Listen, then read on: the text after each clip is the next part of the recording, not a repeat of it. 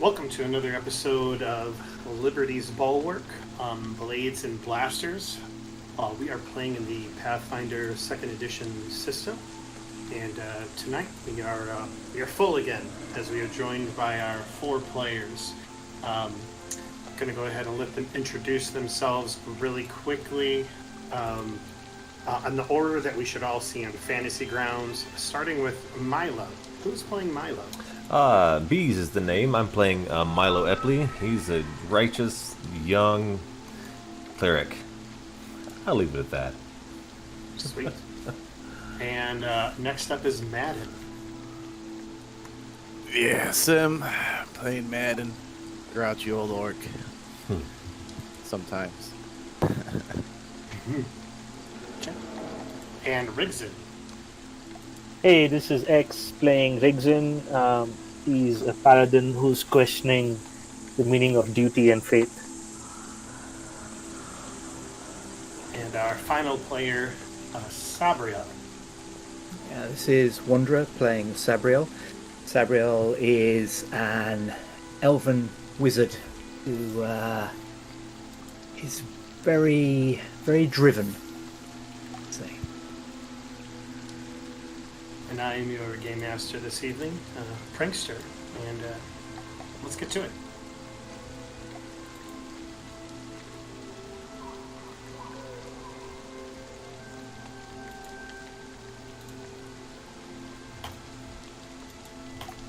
Upon arrival at Acisazi, after their fight with the Reef Claws, the Silver Raven agents split up with Rigzin, going into town to bring their bounty for a good dinner and make nice with the locals. Maden, Milo, and Sabriel, meanwhile, headed north in hopes of investigating the possible presence of sea devils. As they headed north to investigate the presence of sea devils, they walked along the beautiful coast featuring beaches, forests, and the ever-present rain and fog. With time and skill, they were able to track down the presence of the sea creatures on the coastline. Grindylows and a sea devil were apparently picking over the remains of a poor merchant who was caught unaware. The party tried to creep up on the creature until an excited and impulsive Milo fell down, giving away their position. Maden had enough time to ready a grappling hook to ensnare at least one enemy a few rocks ahead. A battle ensued, with the enemy rushing their position and encircling Maden, but with attacks from all sides, the creatures did not survive the encounter. The party then investigated the campsite to the north with a person that had only recently been killed. In their searching, they found the man to actually be a smuggler in league with the Diabloists by ferrying Asmodean paraphernalia and religious items into Ravenel. As it was getting dark, they headed back south in hopes of arriving back in Acisazi before it was too late. But the continued wind and fog made the trek difficult. And with night setting in, they decided to stop at the nearby lighthouse to ask for lodgings for the evening. As they opened the door, 2 Hellknights, clad in plate mail, stood inside with a lighthouse keeper who was clearly on edge. The party entered in, paid to stay in the barn, and exchanged barbs and cutting remarks with the 2 intimidating figures before retiring to their beds for the evening. But in the midst of their study, slumber, and seething, they felt the toll from their adventures enter and strengthen them for the days ahead. So as a reminder, you are all currently at this lighthouse in between the location that you were in and Acisazi.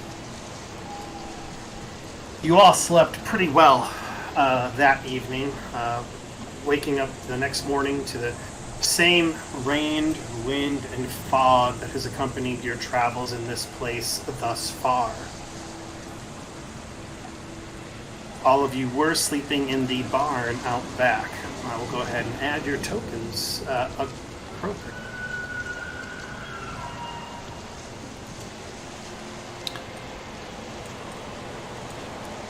I'm sorry, Prank, can you pop up that map again? I'm not seeing.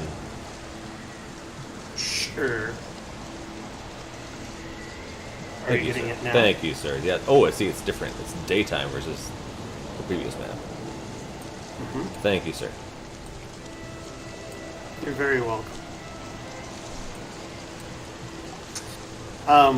It is morning in this place that you were in just the very last night, and I presume all of you are waking up. How do you proceed? What are you all doing? Sabriel looks tired as he wakes.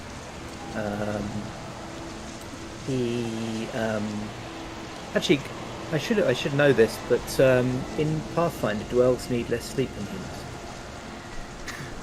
Yes. Are you a full elf? Yes. You know what? In 1E, that was definitely the case. It was like only 4 hours. Gonna have to double check about 2E though. Okay, I can look that. But anyway, we'll say he probably needs less sleep. But even so, he's still looking tired because no matter how much sleep he needs, whether it's less or whether it's the same, he burns the candle at both ends. He's up studying until he falls asleep with the book in his hands, basically, and then as soon as he half wakes up, he forces himself awake and he's studying again, muttering spells, never happy with his intonation of the words or the way his hands make the gestures, constantly criticizing himself and getting frustrated. But on top of that, there's something else now, and he frequently glances towards the house and shakes his head and mutters to himself. So as we see a very focused and driven Sabriel, you can see that the screen kind of fades out for a moment to a different time and a different place. At the bottom of the screen it says 70 years ago. We see a much different scene. In fact, it's idyllic. We see a lackadaisical Sabriel, without the drive in his eyes that you normally would see, just lounging next to a river, kind of wasting the day away. No real motivation, no real get up and go, so to speak. Seems content in this spot at this particular time. You can almost see him, his back up against a tree, just looking at the river ahead. Gets up, walks around, and in the flash of an eye, it's gone from spring to summer. And we see this same exact scene. Perhaps now it's him walking around along a road to get back to the same spot, but other than that, just relaxing the day away. And in another flash of a second, it is fall. Same thing. And then winter. And then in rapid succession, you can see seasons pass. The sun and the moon rise and fall throughout the sky.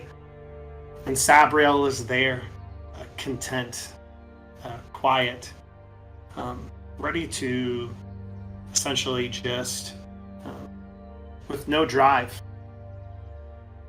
The camera follows him throughout these areas, and it's sometimes he stops in a town. It's clear that he's in Ravenel just by the environment that you have already seen thus far, with beautiful forests.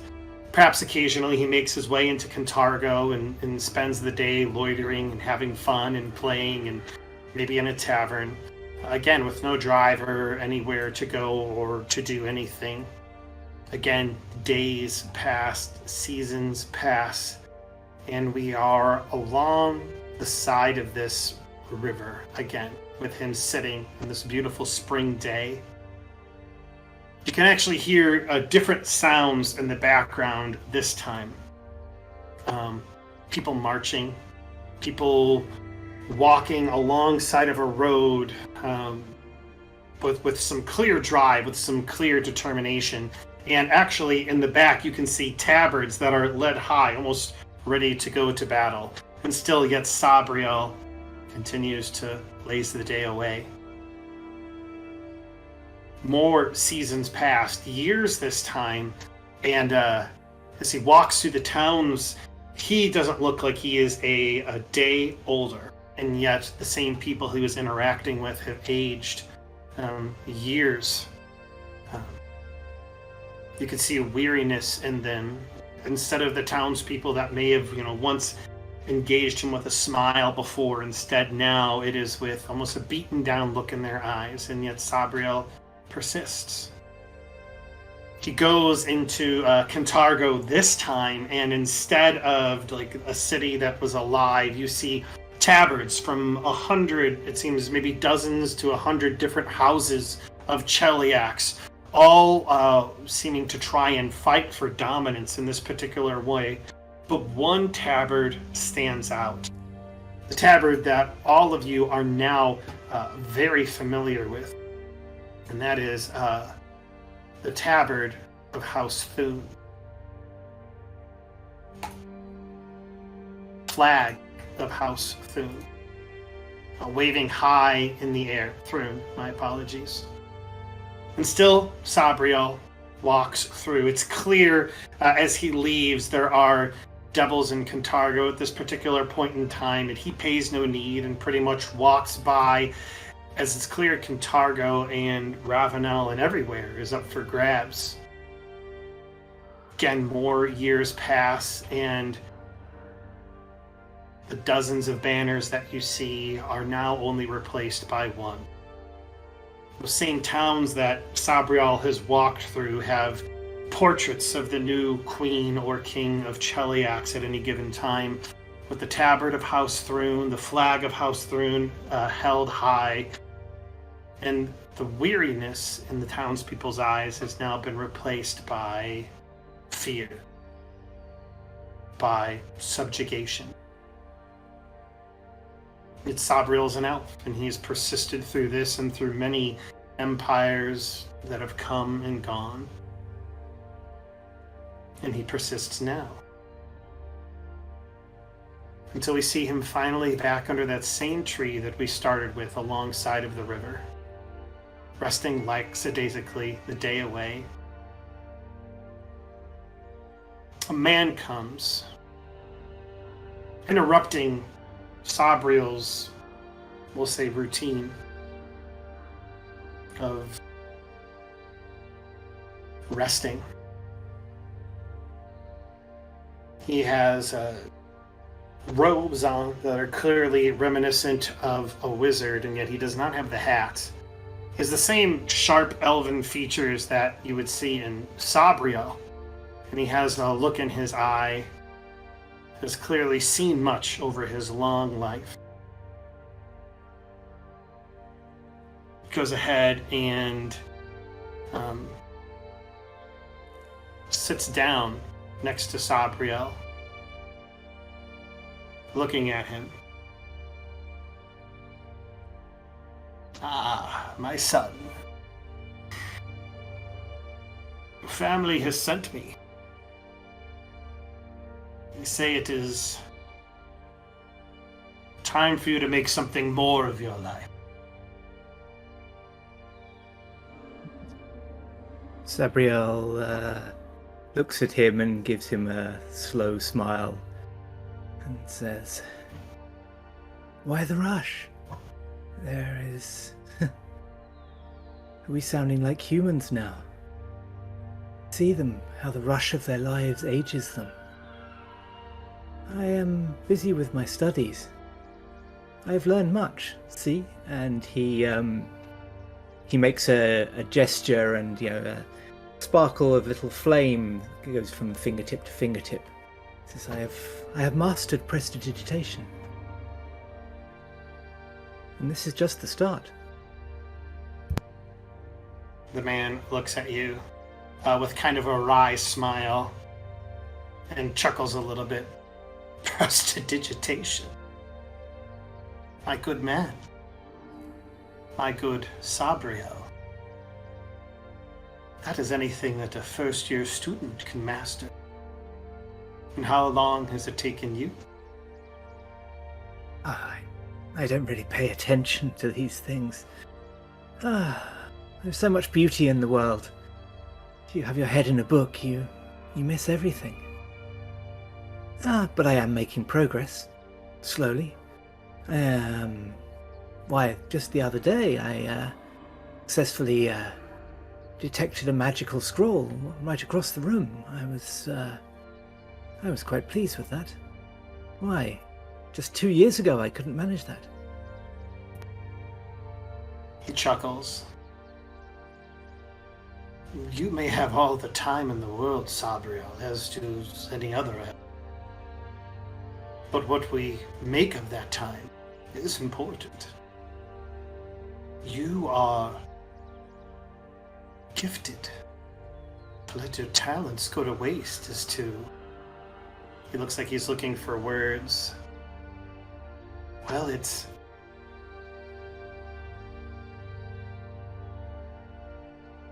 I don't want to say that it's wrong, but it's just a waste. And with... Are we to talk philosophy now? And he smiles and says, well, to me, a life enjoyed is a life well lived. Perhaps you feel differently, but there is room for us to think differently of these things, is there not? And he smiles, a sort of slow, languid smile. Yeah, he looks at you and smiles in return. And he kind of looks at you intently. I don't want to talk philosophy. I want to show you what you too could be capable of. And he kind of like brings his hands to the center of his body in kind of almost like a prayer posture with the palms together. And you could see him close his eyes, and after a couple of heartbeats, he opens them, and they are glowing.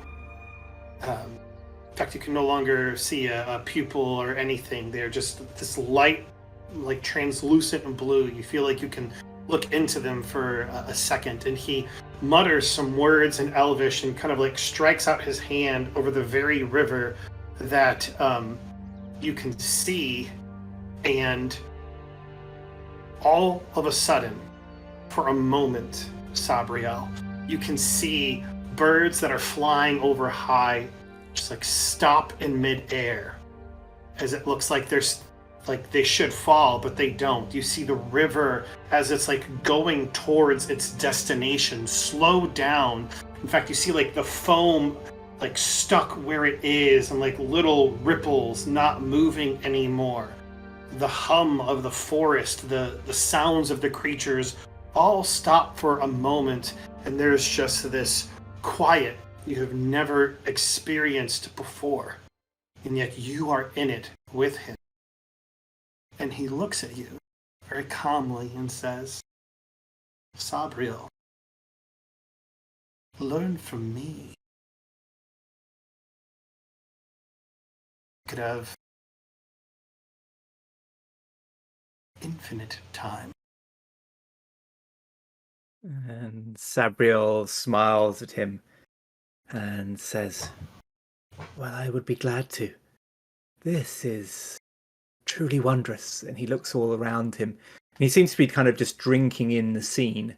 And he looks at the froth, on the river just frozen in time, and the bird on the wing, and he just seems to be studying everything, just experiencing the moment, this moment frozen in time that is an ordinary moment and yet somehow has now become perfect.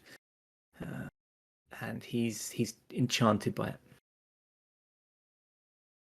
Yeah, he smiles as he looks at your wonder, and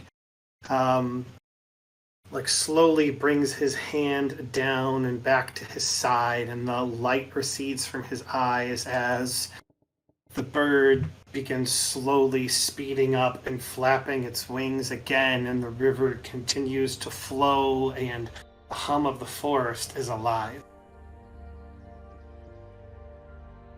I know that the time of the humans that dominate these lands is fleeting and really of no consequence to us.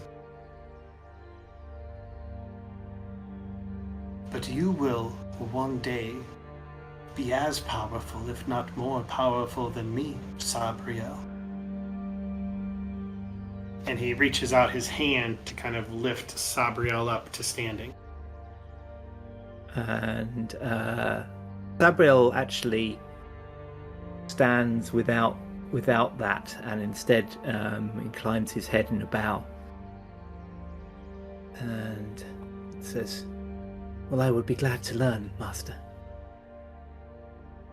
But even as he's saying it, there's still just a slight sense that he's distracted by watching the sunlight on a petal just beyond his master's head, just watching the light play on it. And you realise that perhaps this isn't just kind of laziness, as he is kind of enchanted by the world. And it's a constant distraction to him. But he sort of forces his focus back onto his new master and says, "Well, where do we begin?" We begin by telling you my name. My name is Euclideus. It is a pleasure to meet you. And he reaches out his hand as if to shake it. And Sabriel reaches out his hand to shake his too and says, "Oh, thank you, Euclideus, or should I say Master?" Master will be fine. Sabriel bows his head again. And as... Oh, go ahead. No, I was going to say he still has this languid look about him, but there's a sort of focus of attention now, a slight sharpness of interest, and he smiles with some excitement in it now. And as we see Sabriel smiling, the scene dissolves away back to this scene that is in back of the lighthouse, with Sabriel waking up, kind of doing his best to, wipe the sleep out of his eyes and to get ready for the day.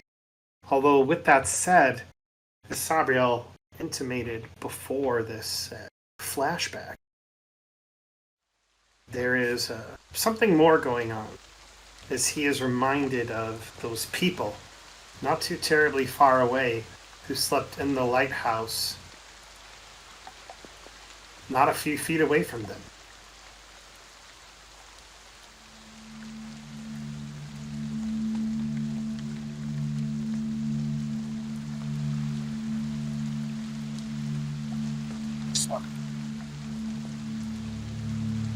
Sure.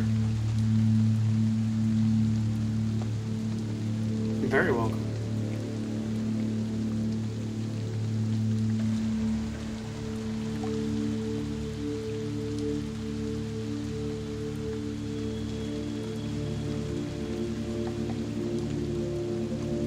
Sorry. Milo's also up just before the dawn. He's just kind of programmed to be up at that time.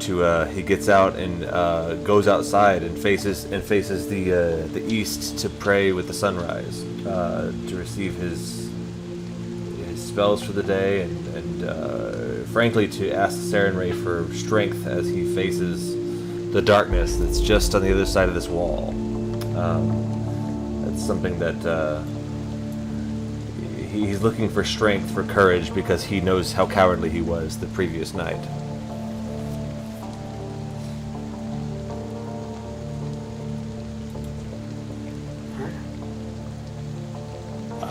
So, Milo wakes up, Sabriel, perhaps as you are getting ready to wake up with the dawn, maybe Sabriel is just getting off to bed. And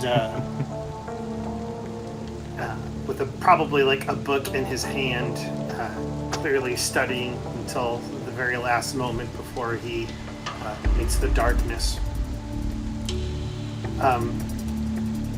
Maden, how about you? Maden didn't sleep well because he was a little angered of the Hellknights being there, so he slipped on and off.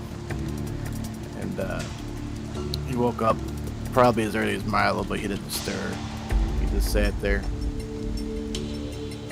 Sure. So you all wake up, and by the time Sabriel awakens a few hours later, he's an elf. He doesn't need as much sleep as everyone else. Clearly preparing his spells for the day, and you're all kind of moving around. Maybe you're still kind of in your bedclothes, essentially, not really armored or ready for the day. When you can see those two Hellknights that you spoke to just the night before. Maybe you hear like the front door open, and they walk out of the door, and you can see them open up the gate and make their way out into the forest. Go ahead, and you should be able to move your tokens now. My apologies. Thank you. I was just going to be outside praying. Sure. And so we see them leaving. Yeah, perhaps they get around this bend. Where'd the other one go? I put him down. Yeah, you get around the bend. They probably hit that bend right where I have them currently. And you notice that they are indeed making their way out of the area. Perhaps for a moment, sorry about that. Perhaps for a moment you catch their eyes and they catch yours as you are praying, and they snicker, and one of them just yells, I hope you slept well last night outside.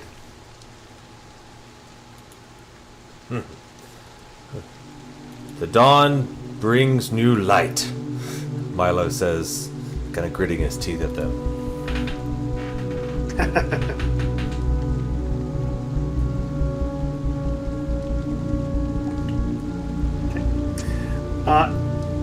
Anything else before, is there anything you would like to do before they leave, or are you just going to let them leave? I'm not trying to provoke you into a fight or anything.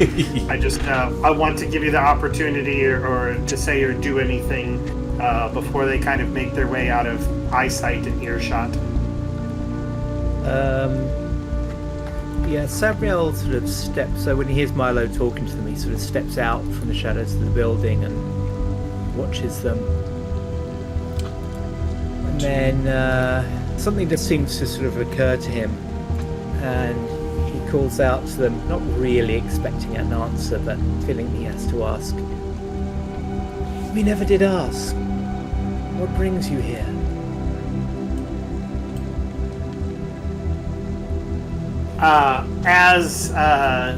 As you say that, they smile at you, wink, say nothing, and continue to make their way away. Do we get the sense that they're heading toward Acisazi, or?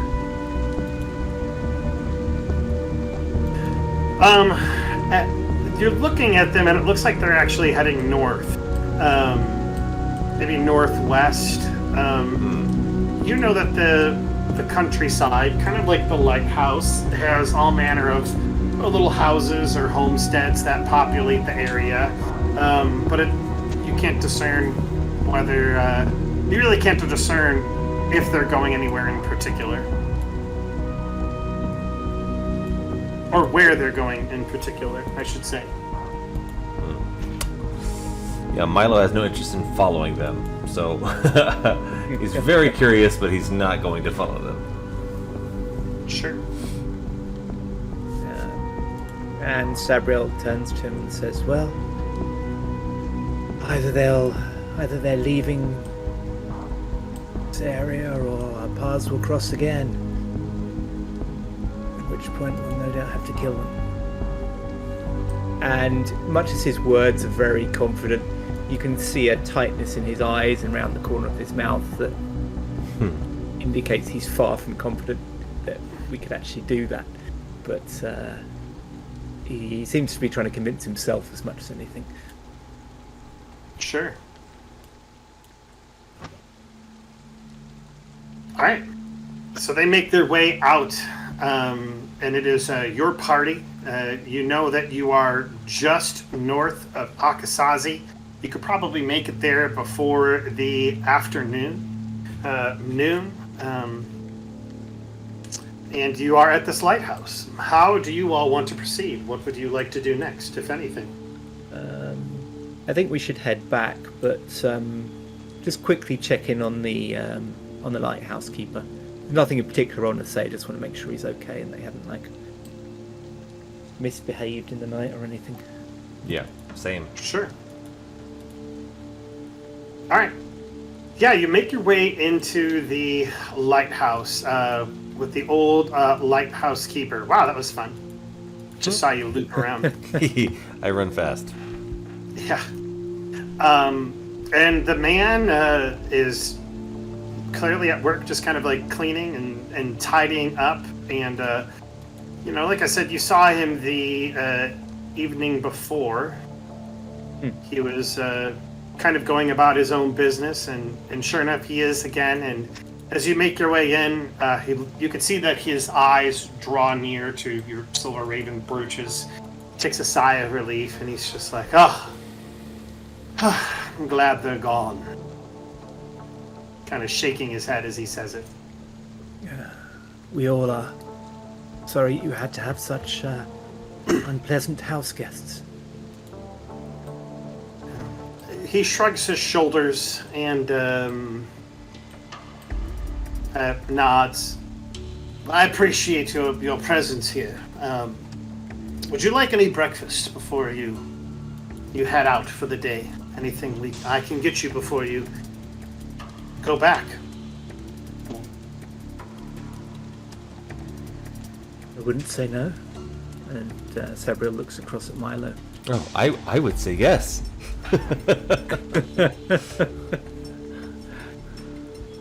Sabriel gives a little smile at that and goes and calls Maden.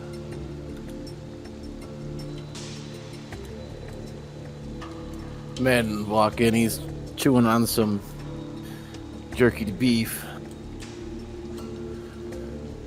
Well, I'm glad to see them leave.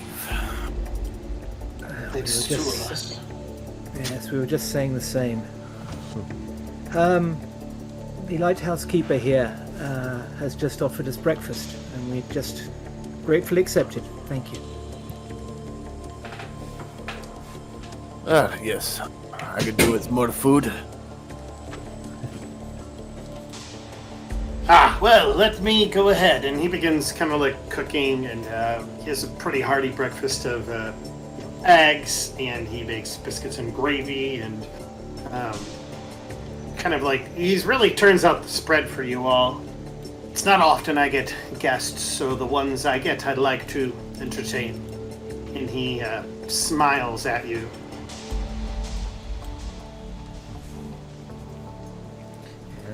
Sabriel, for one, will be very appreciative of the food, and will compliment him on his cooking and his hospitality. Go ahead really quick, y'all, and roll me a, if you have it, I believe it's culture. Is that lower? I'm thinking of knowledge local. I know there's a core society. Society. Yeah, go ahead and roll me society. And remember, anybody can roll it, even if you don't have it trained. Wow. Good roll, man. Wow. Okay.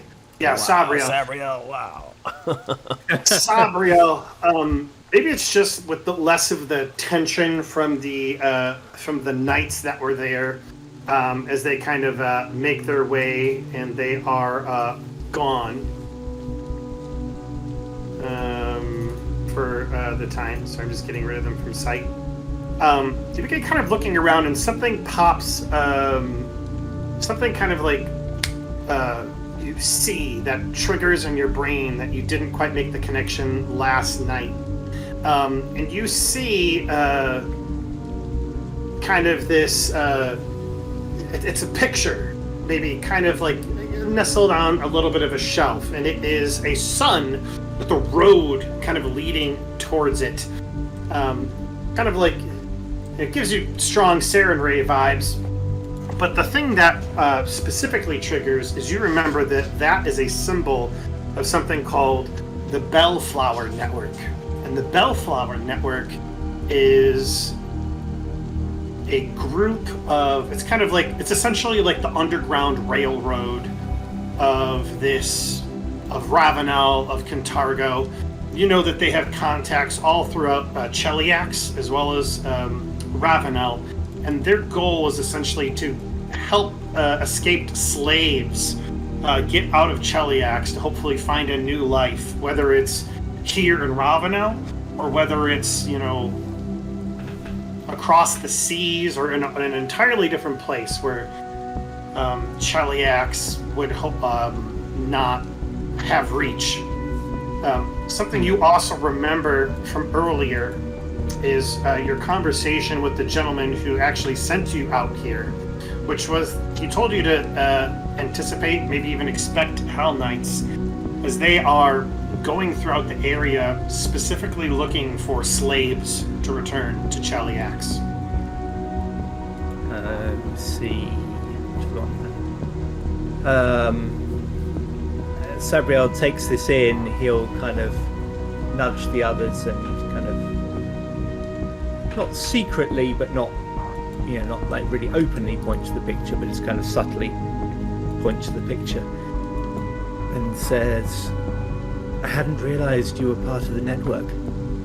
Your group has done great things. You should be proud. Yeah, he looks at you as you say that, and you see like a sense of like panic hit his eyes. He kind of makes his way to the front door to see if the Hellknights are in view, and they no longer are. You see him take kind of like a deep sigh of relief as he looks at you, and he just says, kind of like pushing his hands down as if to quiet. Clearly scared, even though the Hellknights are gone. You know, he knows what their role is. Thank you. I appreciate that, but it was very close last night, and so I'm a little on edge. Thank you, though. I appreciate it. Very close? You mean, I was assuming they'd visited you because they knew. I didn't realize that they were unaware. Is there something we can help with? Are you helping someone at the moment? Yeah. As you say that, you see him kind of like gulp as he looks at the Silver Raven brooch on all of you. And he takes a big breath, kind of heads towards the back of the lighthouse, kind of over here. And there is essentially like a rug that he moves out of the way. And there is a kind of a, what's the word I'm looking for? A door in the ground that he opens up. Yeah, trap door. And kind of like takes a lantern off the wall and lights the oil on it and kind of like slowly brings it over the trap door. And you can see that there's at least 3 people down there who are dirty, in rags, and look like they are scared out of their minds. And Sabriel just lets out a long breath that he didn't realize he was holding as the trapdoor opened. You know, he stands there for a second and then kind of breathes out and says, "Oh, I see." And then he inclines his head in a respectful nod towards the lighthouse keeper and says, "You are a brave man, sir." Indeed, Milo will chime in. I knew you did good work here. I didn't know how good. This is incredible. Is there any way we can assist you? You can get me some of that food we cooked up. I made extra for them. So if you'd be so kind. I know that they haven't eaten. They had to skip dinner last night with those men who came. Of course. And yeah, Sabriel will immediately rush over in that direction.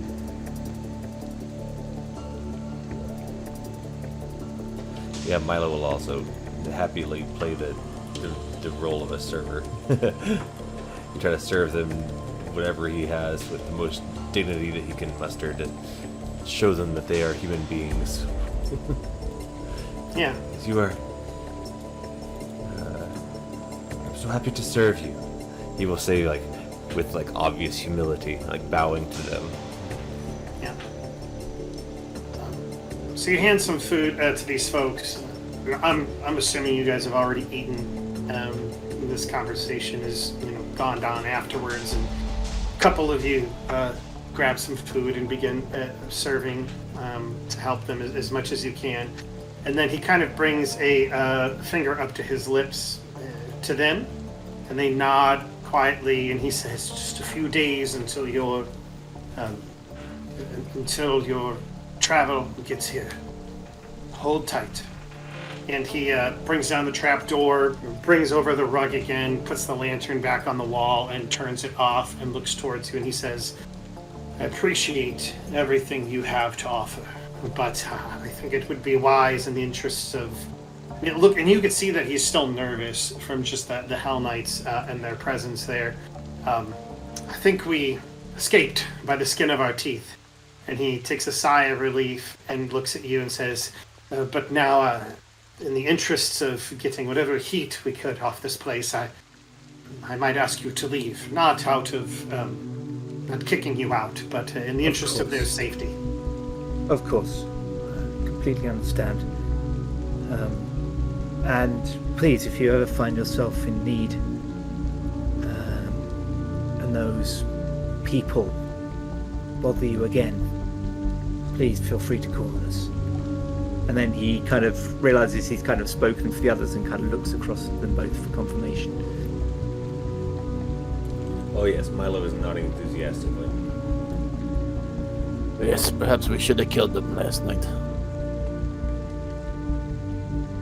They did look capable, sadly. Well, I don't think it is coincidence that they were here. You think someone talked? It's possible. Then again, they could be traveling, but I think they wanted to see it from themselves. Well, everything in good time.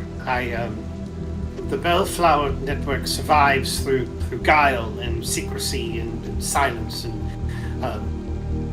and so the only people that come here are those who we've contracted with, or those who are part of the network themselves to help escort these people to freedom. And hopefully a new life, whether it is here in Ravenel or elsewhere.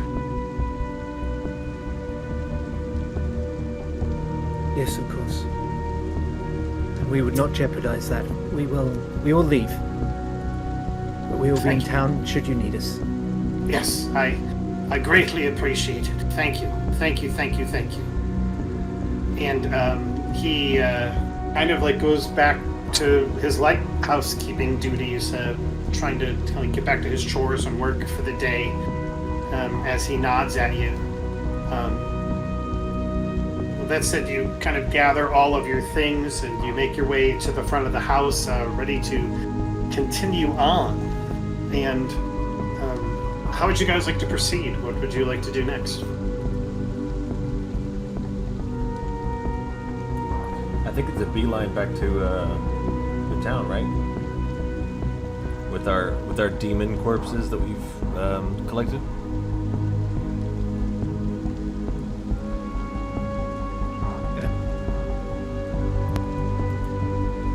Yeah. All right. So you guys begin to kind of, shut things down, gather your things, and begin to make your way back to Acisazi.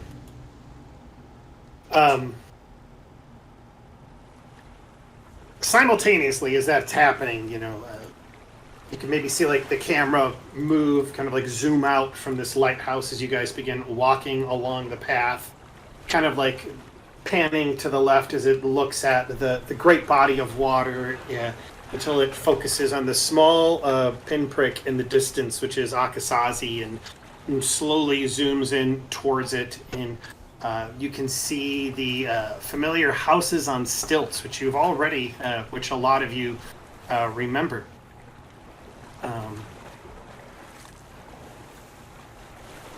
There we go. People are getting up and getting ready and out and about for the day, and Rigzin, you are in the tavern. Last night, you brought the reef claws from your battle with them, in terms of bringing it towards these people, showing them that you killed the reef claws, and essentially like having a wonderful feast. And sure enough, the townspeople were elated. They're pretty big suckers, and the town isn't terribly large, and so there was an evening of mirth as you were able to engage in some of like the quiet activities that you liked when you were back home, whether it was chopping wood or maybe even cooking a fine meal. But it's clear people are just enjoying what is ahead of them. You're waking up after that day, and you had an odd dream. In it, there is essentially kind of this grand hall, trying to kind of like piece things together slowly as this is kind of going on. But it's this beautiful, great hall adorned with, it almost looks like with walls of ivory and lines of gold, and beautiful chapels in the distance. In fact, in this keep, in this area itself, you can see like these beautiful stained glass windows. And on these stained glass windows, you recognize the person of Iomadai, battling fiends and devils and striking down tyranny. What do you do as you're standing in this place? You are muted. First I'm a little confused. There's a sense of recognition. I look around, and there is recognition. Feels like this is the keep where my father and his legion are based. Yeah. I start walking forward past all the stained glass towards the pulpit, towards the front. I see a single man kneel down, his back towards me. I cannot hear what the person is saying.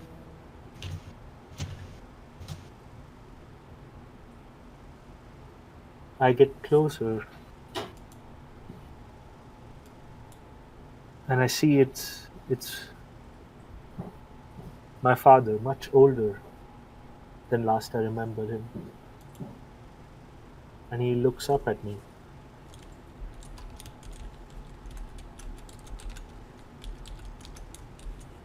As he looks up at you, you see him but it's not him. It's like his eyes are just white in this dream of yours. He maybe looks at you, but like past you, almost like he's looking through you. And he goes back to praying again. As you look up at the altar and you see the symbol of Yomade displayed prominently on the altar. And as you're looking at this altar, an inscription kind of like comes across your eyes on a red tabard in front of it with kind of like yellow fur highlights. And it just says, it is not time for you to lay down your sword.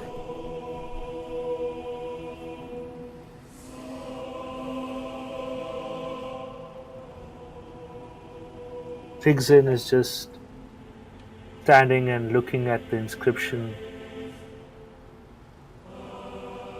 It is not time. It is not time. The inscription kind of like fades away before your eyes and is replaced with, I know you are struggling. And the Yomadai struggled too. And as that happens, kind of like the symbol that is on the altar begins to glow.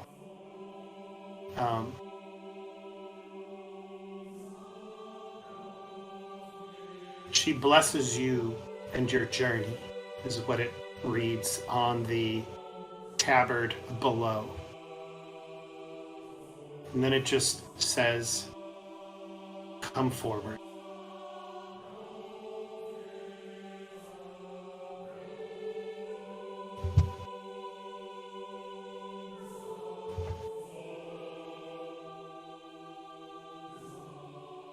You're muted, buddy. Rigzin steps forward, still a little confused, still not being able to come to terms with what he's seeing and sensing.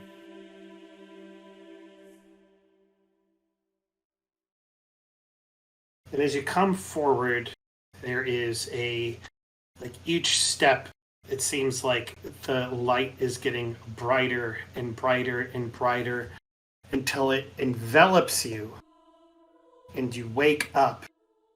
You're in the inn again.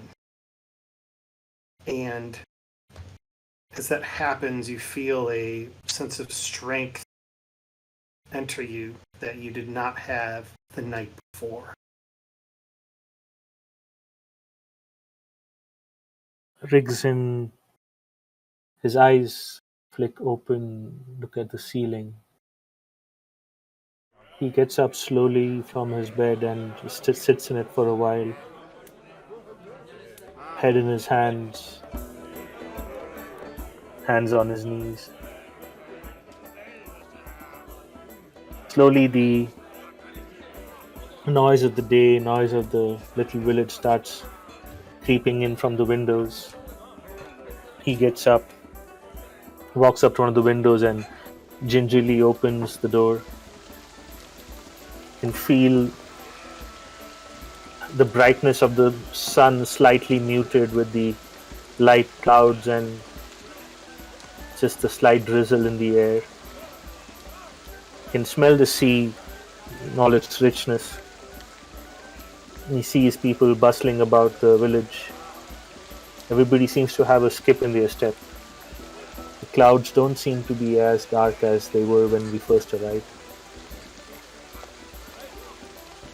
He turns his back to the window, goes in, splashes some water on his face and starts dressing up for the day. Once he's done, he walks down to the tavern and walks up to the bar, inquires about some breakfast, and then proceeds to go and sit one of the tables and just think and meditate on the dream he had. And it's difficult for you to meditate in this place because people are coming by and they're like, thanks for the meal, and slapping you on the back. And there's clearly a joy in their voice, in their countenance. And the tavern owner eventually comes over and he says, "Well, what we have for breakfast is some reef claw soup." And he smiles as he says that and hands you the bowl. Reef claw soup it is. And Rigzin just starts munching on it. Time flows by as you continue through your meal, and in time, you can hear a couple of townspeople sound elated and happy as they're like, they're back! And sure enough, Rigzin, you poke your head out of the door, and you see your friends drenched from the rain that seems to never let up as they are making their way into town. Matt, Milo, Sabriel, where have you been?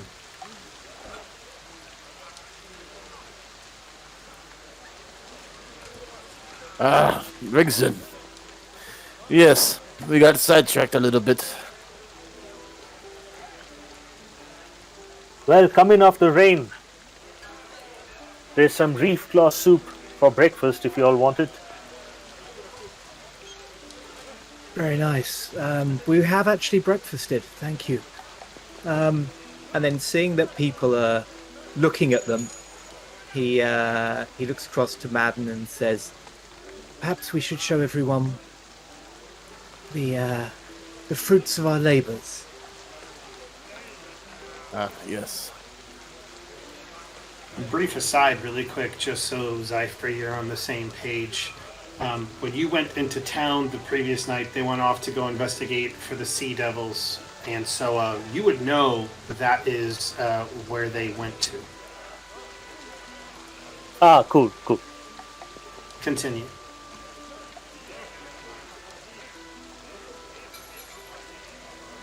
So, as Maden's presumably kind of unlimbering the sack from the back or wherever he's carrying it, Sabriel will say,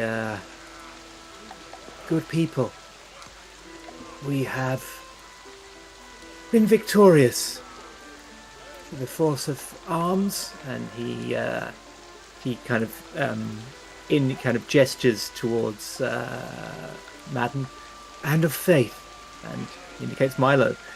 Says, "We have, well, perhaps we should show you instead. Maden, would you care to do the honors?" Yeah, so Maden will continue to undo the sack.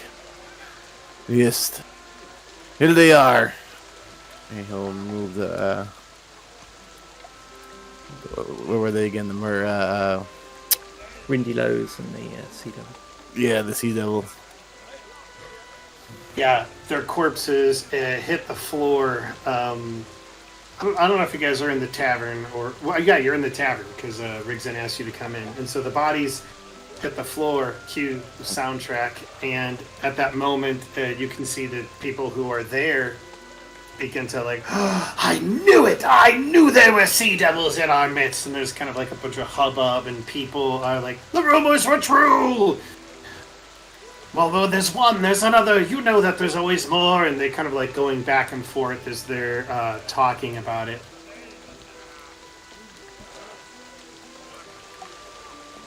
Well, if there are more, those can be dealt with too. Do not despair. You should tell the mayor! The mayor needs to know! And they, like, yes, go tell the mayor! It's the mayor that sent us, wasn't it? Yeah, the mayor was the one that essentially said, hey, we've been getting this. His name is Alfel. And he said essentially that there were some rumors, but nothing's been confirmed, so we'd really like for you to investigate this. Well, it doesn't hurt to kind of give him credit, so Sabriel will say, Of course we will tell your good mayor, for it is him that sent us to do this. You should be thankful. Ah! And they're like, Otho! And there's a couple of like maybe kids who are like, "Oh, go tell him!" And they run out and Otho, Otho, Otho, Otho, until it kind of like quiets in the distance. Or quiet as they're like running away, kind of like a siren that you can hear, leave your hearing. In a moment, Althal comes into the tavern, maybe after a couple of minutes, and he kind of like opens the door in a hurry, and he's like, the rumors were true. Thank you. Can't help but appreciate this. We're grateful for this. Why, of course. It is our pleasure to help the good people of this town. Thank you. Thank you. Well, I need to begin making some plans with my people. I don't know what work you have, but where there's one sea rebel, there's always more, and we need to prepare our defenses just to make certain and to be safe. So if you'll excuse me. And he makes his way out, and people are just kind of like still cheering his name, and he's smiling, and he looks back at you and nods before exiting the tavern.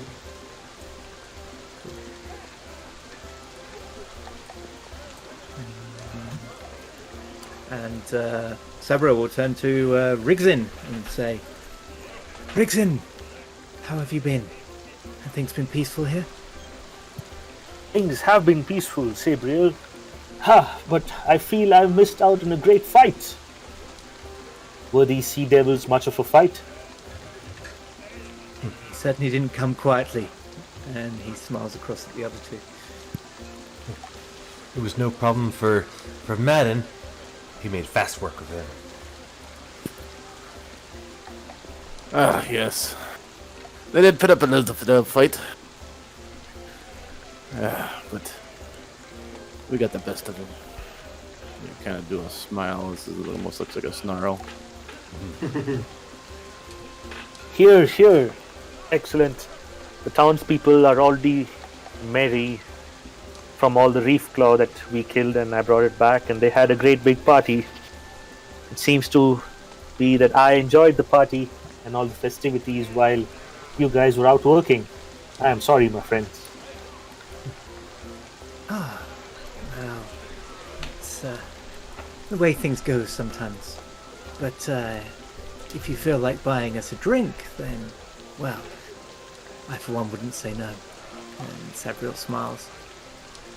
Cheers, drinks on me. Barkeep. Around. For my good friends, please. And he begins to fill up various tankards and bring them out to you. He brings one towards Milo, and then before he lays it down, he looks at you, Rigzin, as if to say, "Is this okay?" Yes. It is okay, for he is now a sea devil killer.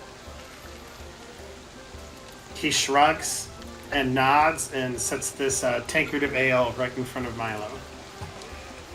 Milo has a big shit-eating grin on his face, and he sips it very judiciously, very slowly. Cool. So you guys make merry, kind of engaging, catching up, and getting everybody on the same page. In the interest of time, I'm going to say that you regale Rigzin with your encounter with the Hellknights as well. Yeah, we'll do that quite quietly. Sure. Because, the lighthouse keeper's secret shouldn't be just bandied about in an inn. Sure.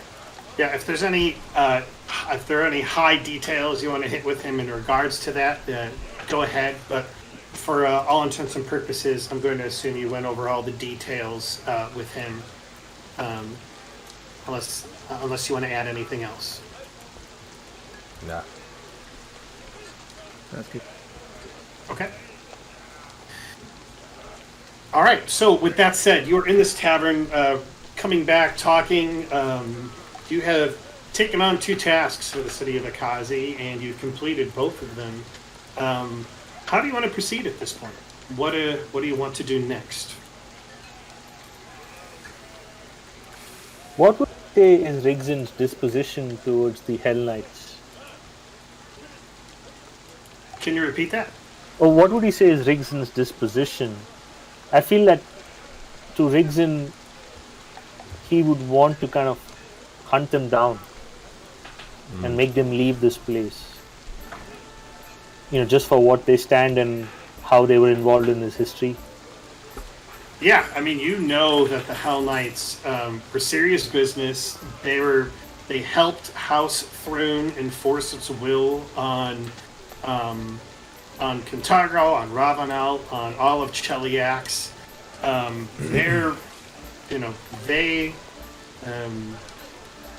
They enforce the strict discipline of hell, and there is a chance at one point in time you may have worked alongside of them. That was my question too. As far as this entire area is what do you say, a Ravenel? This is all like under the jurisdiction of like this peace accord or this agreement that we can't have slaves in the area. Is that correct or? So no. So essentially, it's kind of an open secret. I'm going to go ahead and share with you guys a map really quick here, just to kind of help flush things out. You can see that white border. That is Ravenel. Right. It's this little area of land. It's kind of an open secret that slaves come here, and that Cheliax is totally okay with slavery. There's no real agreement with them between Ravenel and Cheliax that Ravenel can't have slaves. That escaped slaves can't come there. It's more or less that Ravenel is in a pretty rough position in that they lack the military might to really fend off any attempts to reclaim slaves in their area. And so it is essentially up to the Bellflower Network or people like the Silver Ravens to kind of take care of it because they're not a part of Ravenel, just like the Hellknights are technically not a part of Cheliax. Interesting. So the Hellknights don't have like jurisdiction over this area necessarily. No, they don't have jurisdiction over the area. No. Essentially, it's like their goal is to enforce the law. They're enforcing the law of Cheliax by essentially coming into this place and reclaiming these people who ran away. Does that help to kind of clear things up?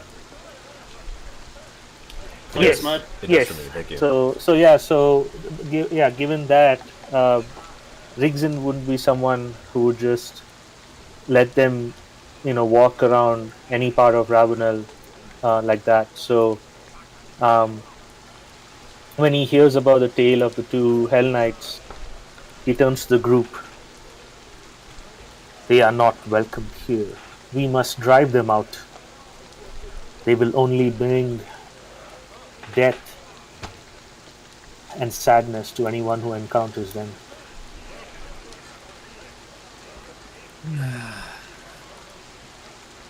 I sympathize. I have no love for slavers, but are we risking our mission here? I don't know. I also worry. They look very capable.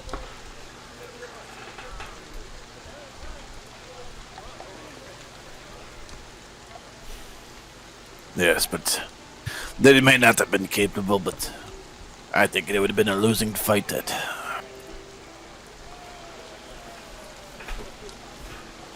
We were sent here to investigate a cult.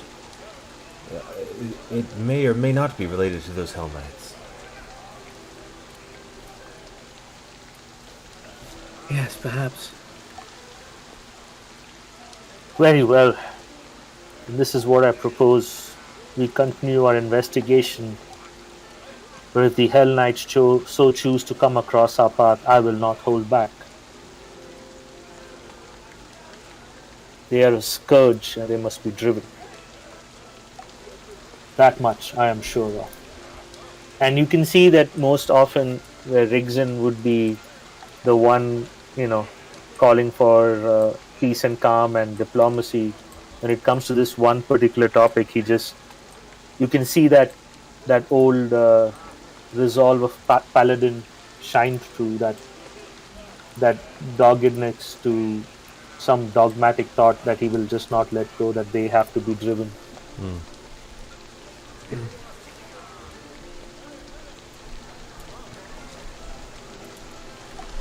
There'll be a time when they find him again. There's no doubt about that.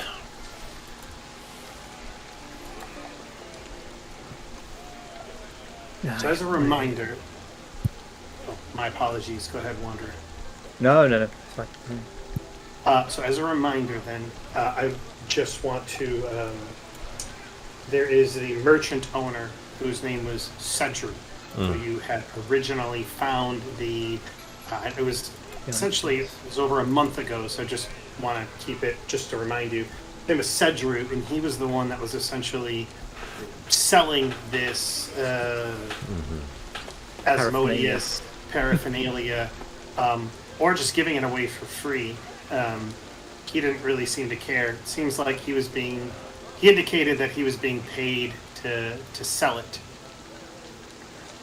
Now, if I remember rightly, one of the reasons we were working for the city also was to try and convince him we were a friend of the city, and then he indicated he might be more forthcoming with answers about this stuff. Is that right? Yes, that is absolutely correct. Okay, so yeah, at that point, I guess Sabriel will remind everyone of this and say, much as I have no love for these Hellknights, I have even less love for a cult of Asmodeus. We should, at least I propose we should follow up on this instead. If we see the Hellknights again, then by all means, let us send them to their maker. Or perhaps to a rather hotter place.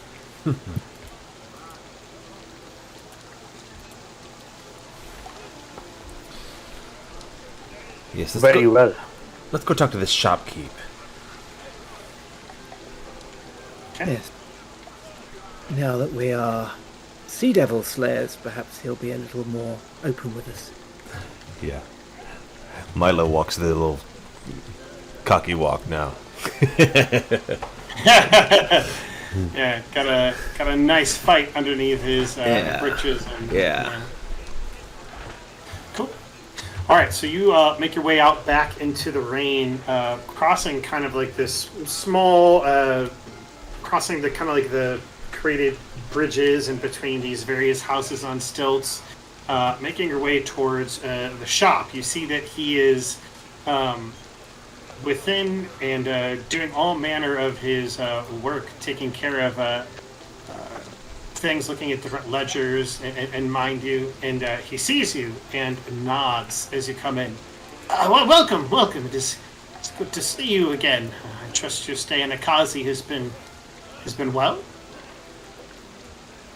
It has indeed, and perhaps you've heard we've tried to make ourselves useful to this place. You know what? I have heard. I heard those children screaming about it. It was perhaps a trifle dramatic of us, but, I think people deserve to see the monsters under the bed slain. Do you not agree? I definitely agree. And I am grateful for what you have done for our town. Quite grateful indeed. And I believe we actually had we came to an accord of something. Yes. And then Sabriel just looks at him expectantly.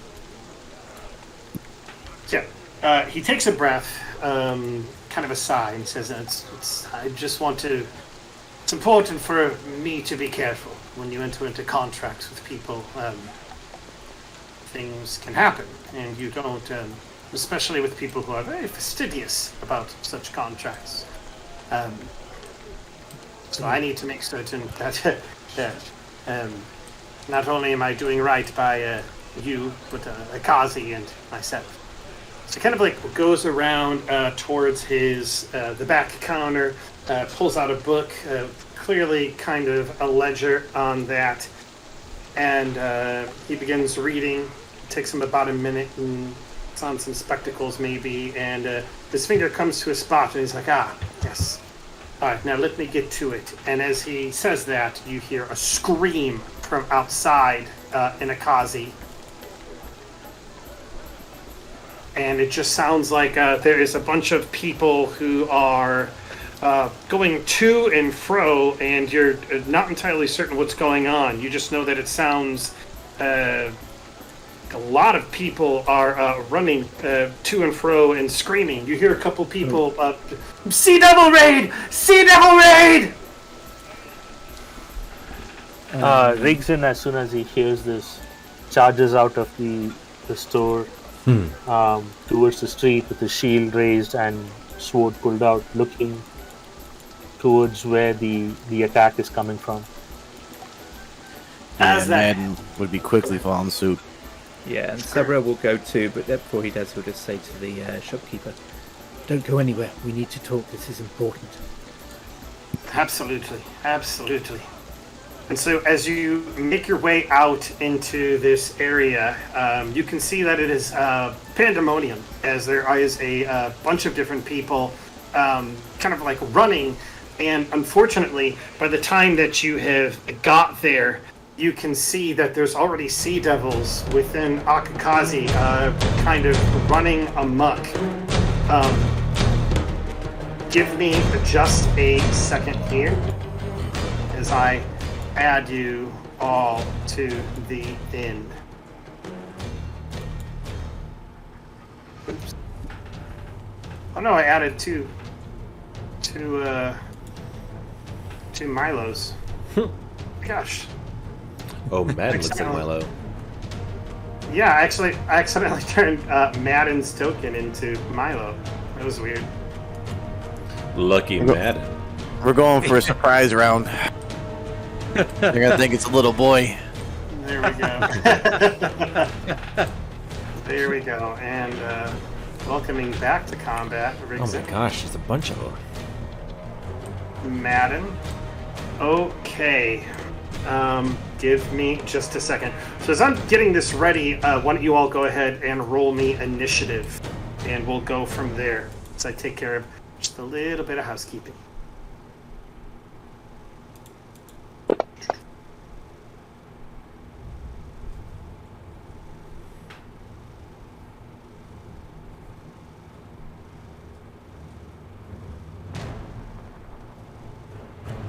I love the way this kind of pauses sometimes to die, and it just was kind of like Yeah, just a tease. 20, Yeah. no 2. Just, yeah, it's a real fine line. Alright, refresh my memory. Where's initiative on this one? Gosh, There's so many bad guys on this main tab. Okay, so I'm actually going to help with that a little bit as as you look at this place. You actually realize that not all of these are bad guys. In fact, these people that look kind of like pale with green hair, those are actually aquatic elves. Ah, okay. As you make your way out into the area, you see that pandemonium has kind of erupted all throughout. There are some... The battle is actually much bigger than what you can see here, but I have these tokens specifically for this encounter. You can see that the Sea Devils are fighting some of these Sea Elves, just chasing after them. And you can see that there's actually that they have some of them cornered. Some of them are actually doing their best to fight back. But all of these elves are actually people. Go ahead and actually, everybody, roll me a perception check to see if you can see something else amidst the fray. Nice.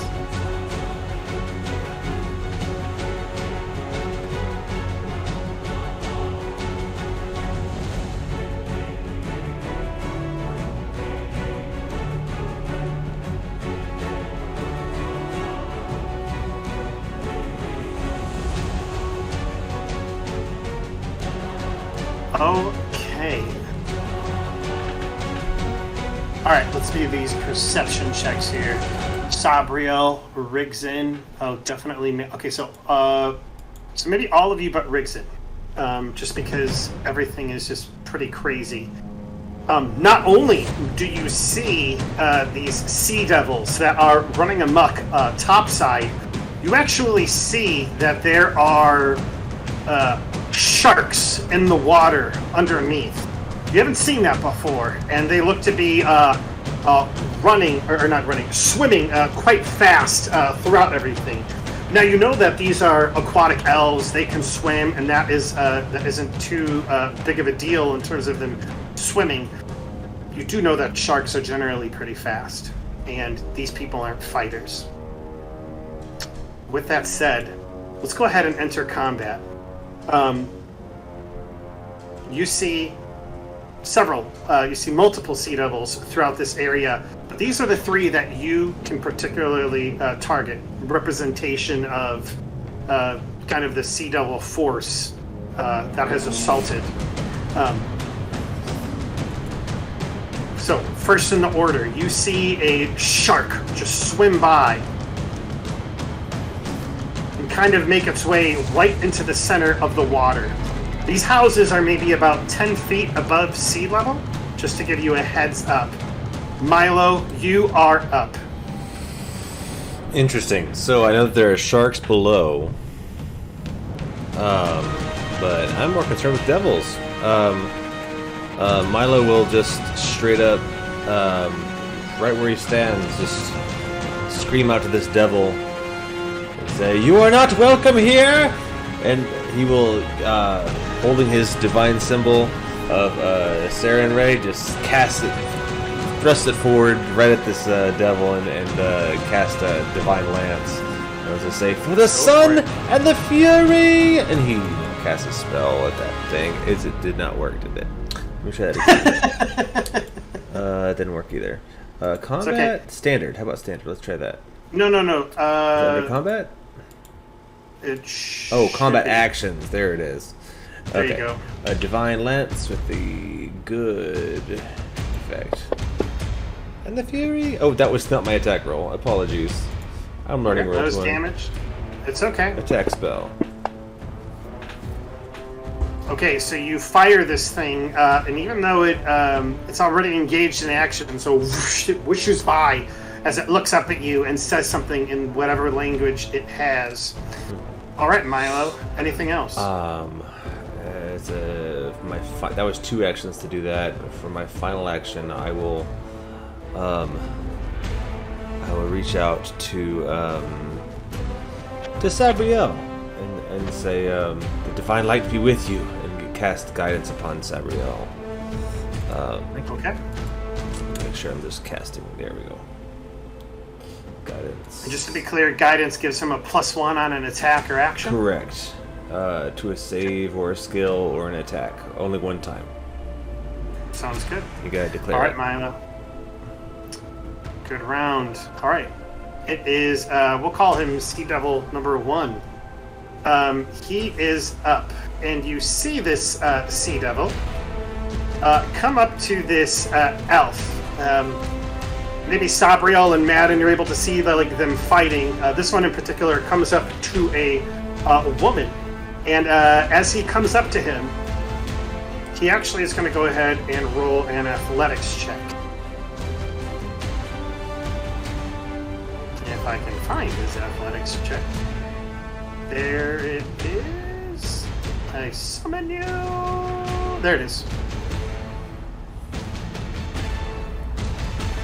Okay, it's a natural 2.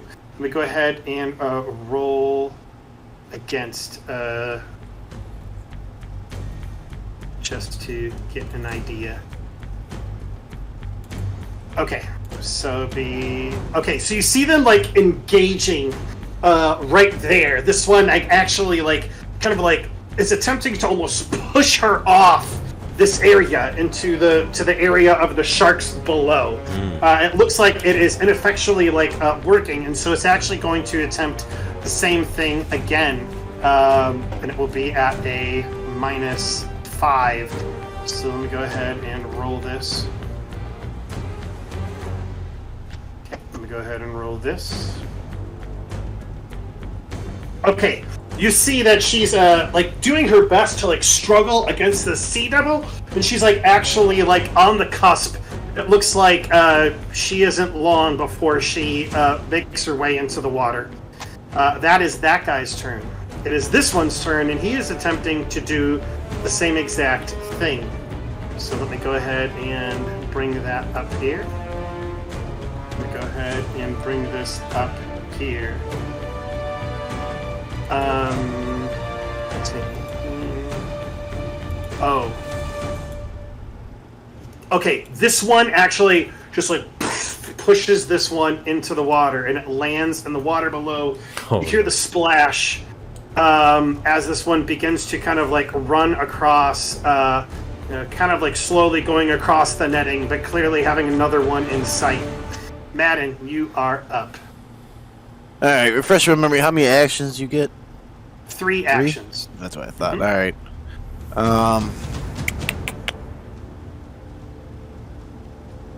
And let's see. I should be able to make it to this one right here with one. So we'll do a sudden charge on this one over here. Let's get a Devil Scout 3. He's thinking the fastest way to make it end is to get rid of the ones trying to throw people into the water. Sure.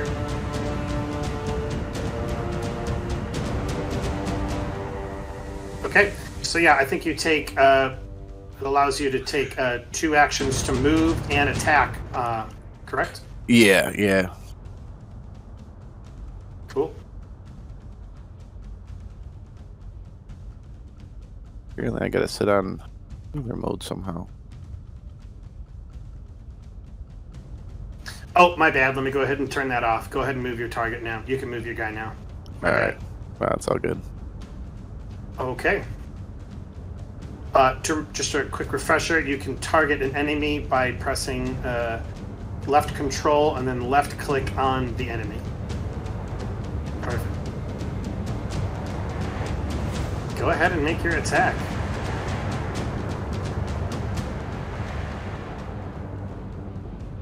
Okay, that will absolutely hit.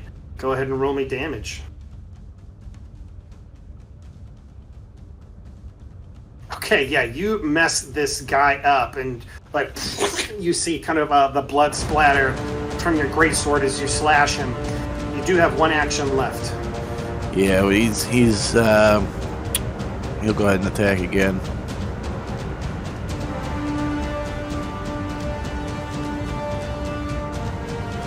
Okay, natural 19 on the die. That will hit. Go ahead and roll damage again.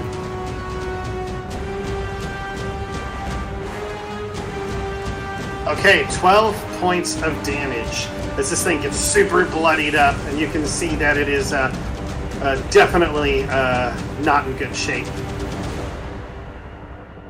Yeah, right.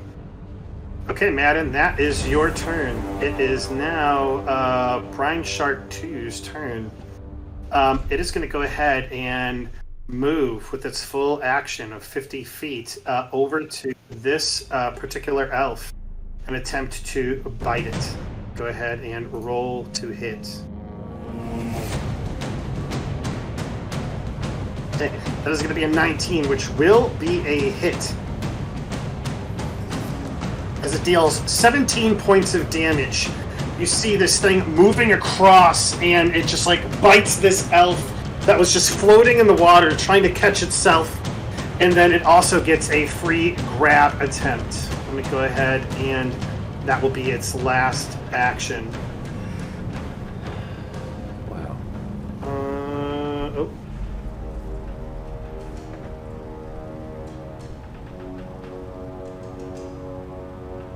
Okay, this woman is like, you see blood coming up around her as this thing grabs this elf, and she immediately disappears underneath the water as this thing and her just go hidden from view.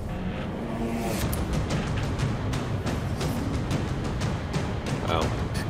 Okay, it is this guy's turn. It does not like what just happened to it, and so it is going to reach back its spear and actually attempt to attack Maden. So it thrusts at Maden with his spear. That is going to be a critical hit with a 30 to hit. Oops, I done messed that up. Okay, not bad. It's going to be, I have to roll that twice for damage. Okay, Maden, you're going to take 14 total points of damage as this thing just like shoots you right in your gut. You can feel how like it just stabbing you. And with its second action, it will attack again. This is actually going to be at a. I'll just take that second. Yeah, I'll just take that second attack roll. So that is going to be at a -5. That 12, you manage to evade the second strike with its spear, but nonetheless, it's still going to attempt to bring it back again and attack you. It only has a +1 to hit. Oh, so that would be a 13. Well, no, that's a +1, not a +11. So that would be actually a 13, and I'm assuming a 13 doesn't hit you, Maden. Yeah, it's a negative. Okay, so yeah, with one strike, it bloodies Maden pretty good, and whiffs on the next two. Rigzin, you are up. Can I think I can move to where Maden is and engaged with it. Yes, if you'd like to, go ahead. Yes. With one move, you can totally make it over there. Okay, and then I'm gonna attack. What's that? Actions.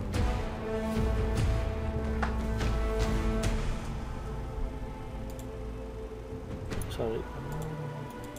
You good, man? Okay, so that will hit. I'm going to go ahead and target that guy for you. So just go ahead and roll me damage, because that would hit anyway. So, Wait, is Excuse that me. correct? No, it didn't fall in. Sorry. Oh.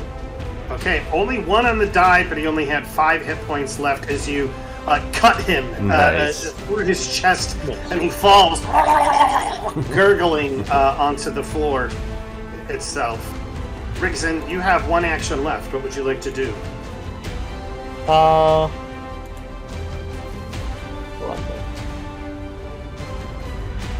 Yeah, I'm just. That's it. That's all I'm gonna do for now.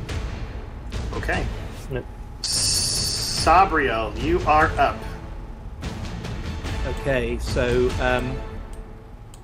first I'm going to say this to this elf in front of us. I'll say, get behind us. Don't go in the water, there are sharks there.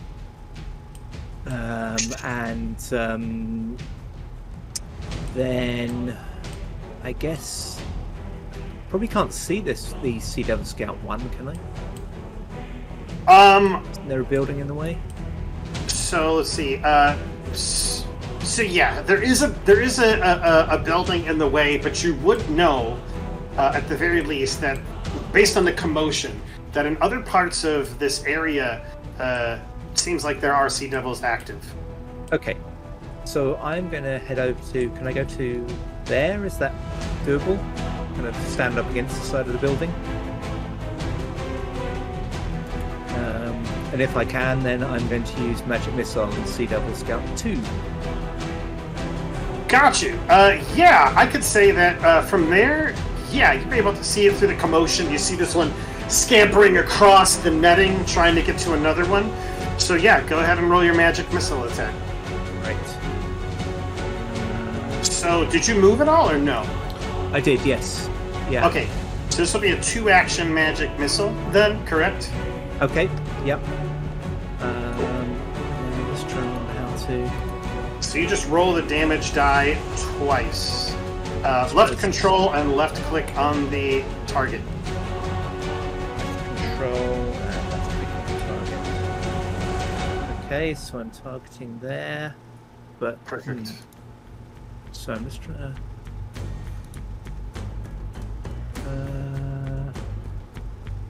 Yeah, combat mode doesn't seem to work very well for me. Okay, let's try this. Magic missile. No? Oh, there. That's it. 1 Nice. and 2. Nice. Oh, max level. Sweet. So you launch these. You launch these two magic missiles that just poof, poof, hit this thing as it's like trying to like run across the net at this other elf, and it just bam, bam, kind of like knocks it to the side really quick as it looks at you and snarls, and then smiles wickedly. Okay, Sabriel, that was your turn. Yeah. Top of the order.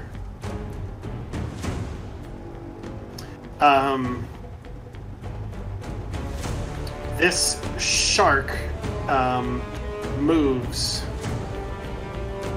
over here. You see it moving through the tent over onto the side, almost as if it's waiting for this thing, for this elf that's standing precariously. Milo, you are up. I guess I can't ignore the action going on right over here. Milo will... Gosh, what will I do? Milo will still just come over here to heal Maden with one of his magic healing font, divine font. I will give him 2 action heal, which is a 1d10 plus 8. There's more fighting yet to do. And heal. Oh, wow. That is a huge heal. Maden, you go from being grievously wounded to in tip-top shape within the span of a second as you feel Milo lay his hands on you and just energy go through your body, and you see the wound and your stomach just like knit up before your eyes. And for my final action, that was a 2. Oh no, I moved, didn't I? That's it. That's all I Correct, can you do. did. Yep. Okay, it is this one's turn, and it is going to go ahead and act accordingly. Uh-oh. As it attempts to push this one off of the pier. Natural 1. This guy just like full both arms poof, pushes her off, and she falls into the water below. You guys hear a splash in the distance, not too terribly far away, and a scream in the midst of all of this fighting. This guy then proceeds to move over here. Jeez. And take out a spear and attempt to attack. Okay, that is going to be a miss, and so that will be its turn. All right, it's this one's turn. It is reeling from this blow and comes over to this elf over here, and with a wicked glare in its eye, it will do the same as its friend, trying to push them into the waters below. Let's go ahead and see. That is enough to push off into the waters. And it turns its head on this one and moves up into range, scampering across the rope. So you hear 2 splashes in the distance. Maden, you are up. Go ahead. Oh, 2 splashes, huh?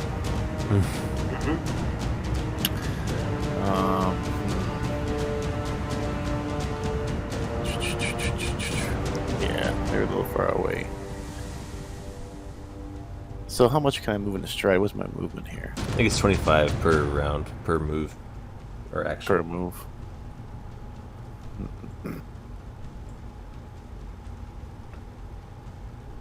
And if you want to do something like Big Dan Hero type stuff and try and like jump across where there's no path, I'm very open to that with an athletics check. Yeah, well, I was thinking he's gonna, because he might go try to save that elf that's in the water that he's seen go down. I heard the splash. Sure. The question would be those. Yeah, I don't think I'd make it there in time. Because if I do sudden charge, I can stride twice, and that'd give me 50 feet.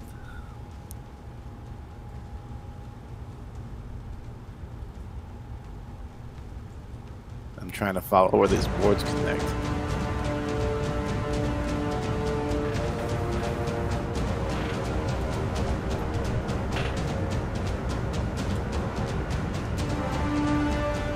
So yeah, no, he just go ahead and engage. He's just gonna go try to save the other one.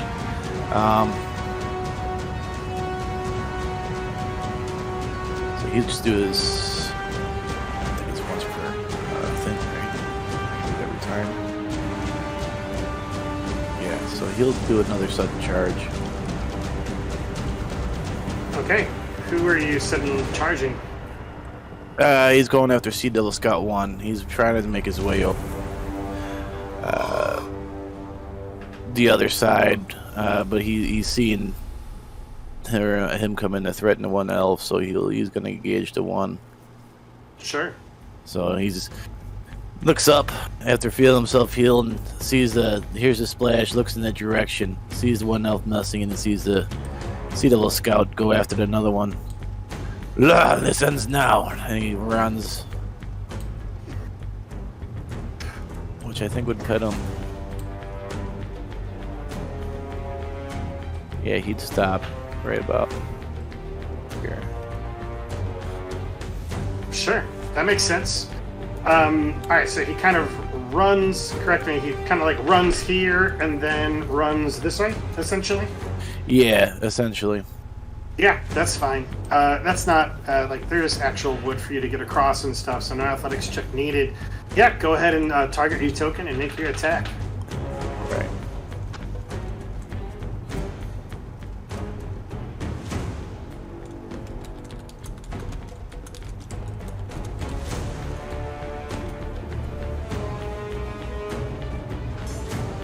Okay, yeah, that will absolutely hit. Go ahead and roll your damage. 12 points of damage as you bring down your great sword on this, and and it rears around to fight you. You have one action left. Yeah, we're gonna do it again. You're gonna die today. Was another swing at him. Oh. Almost. Okay, yeah, that next attack will just barely miss. Okay. Good round, Maden. It is now,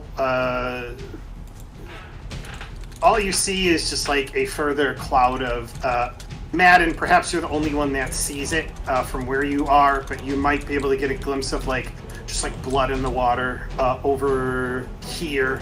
And it's clear that the sharks got somebody. Okay. It is Sea Devil. Oh, that one's dead. So I'll just skip him. But I like the little Gears of War emblem on him. Go ahead, Rigzin. So I have something called quick jump. So I'm wondering if I can use that to jump across and flank get to the Sea Devil that's in combat with Maden. Quick jump. Let me go ahead and check it out. You use your high jump on a single action instead of two actions. If you do, you don't perform the initial stride. Yeah. So you want to use one, like, you want to essentially like use one action to try and get over here? Is that what you're trying to do? Yes. I don't know if you'd be able to jump that far. But could I use two actions to get there and use a third to attack? Yeah, that's fine. Okay, cool. So then I'll do that. So I'll use my two actions to flank the Sea Devil Scout. So, just to be clear, flanking means you have to be on the opposing corner. Oh, on the opposing. Oh, okay, then yeah, just where I am. That's fine. Okay, cool. All right, so you won't get flanking, but you will engage him as well. Yes. Sure. I'm just gonna move you right there. All right, yeah, go ahead and make your attack.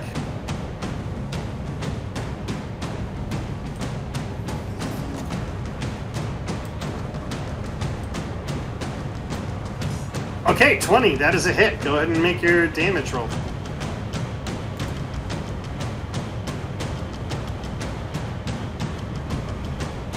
Okay, 10 points of damage. It's a big ol' hit.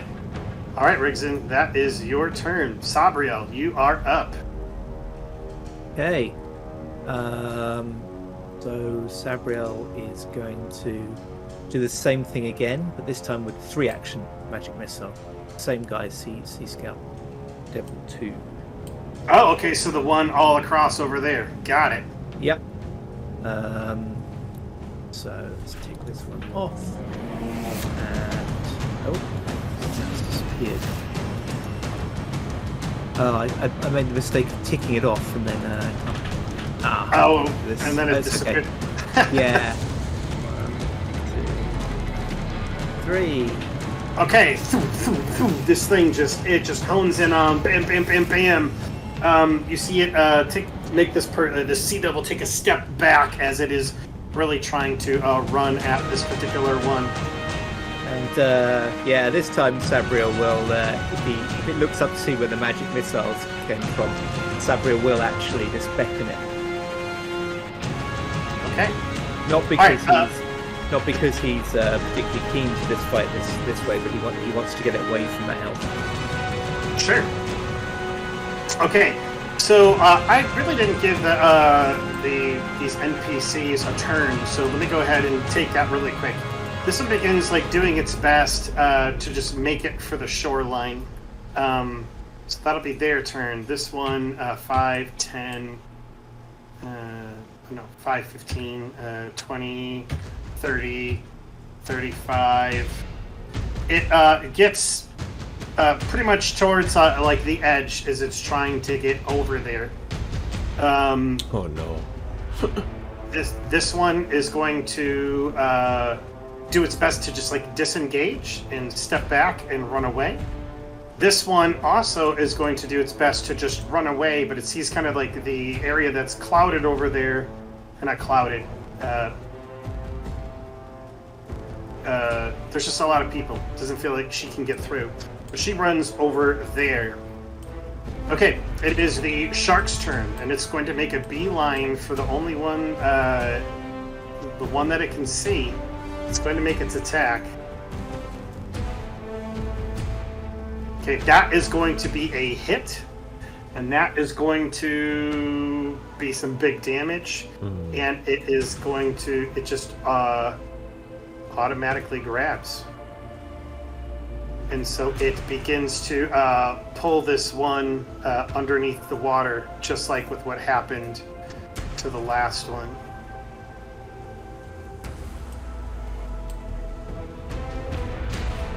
Okay.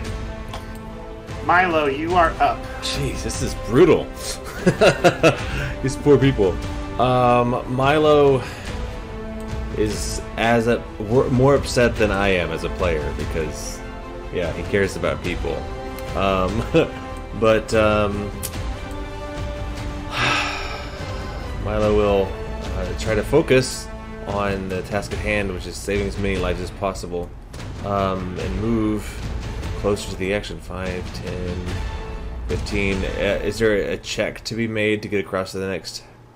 No, there's I don't know if you can see it, but there's Great. Yeah, I'll just a little bridge or something right there. I'll just use action move. 20, 25 is one action. Gosh.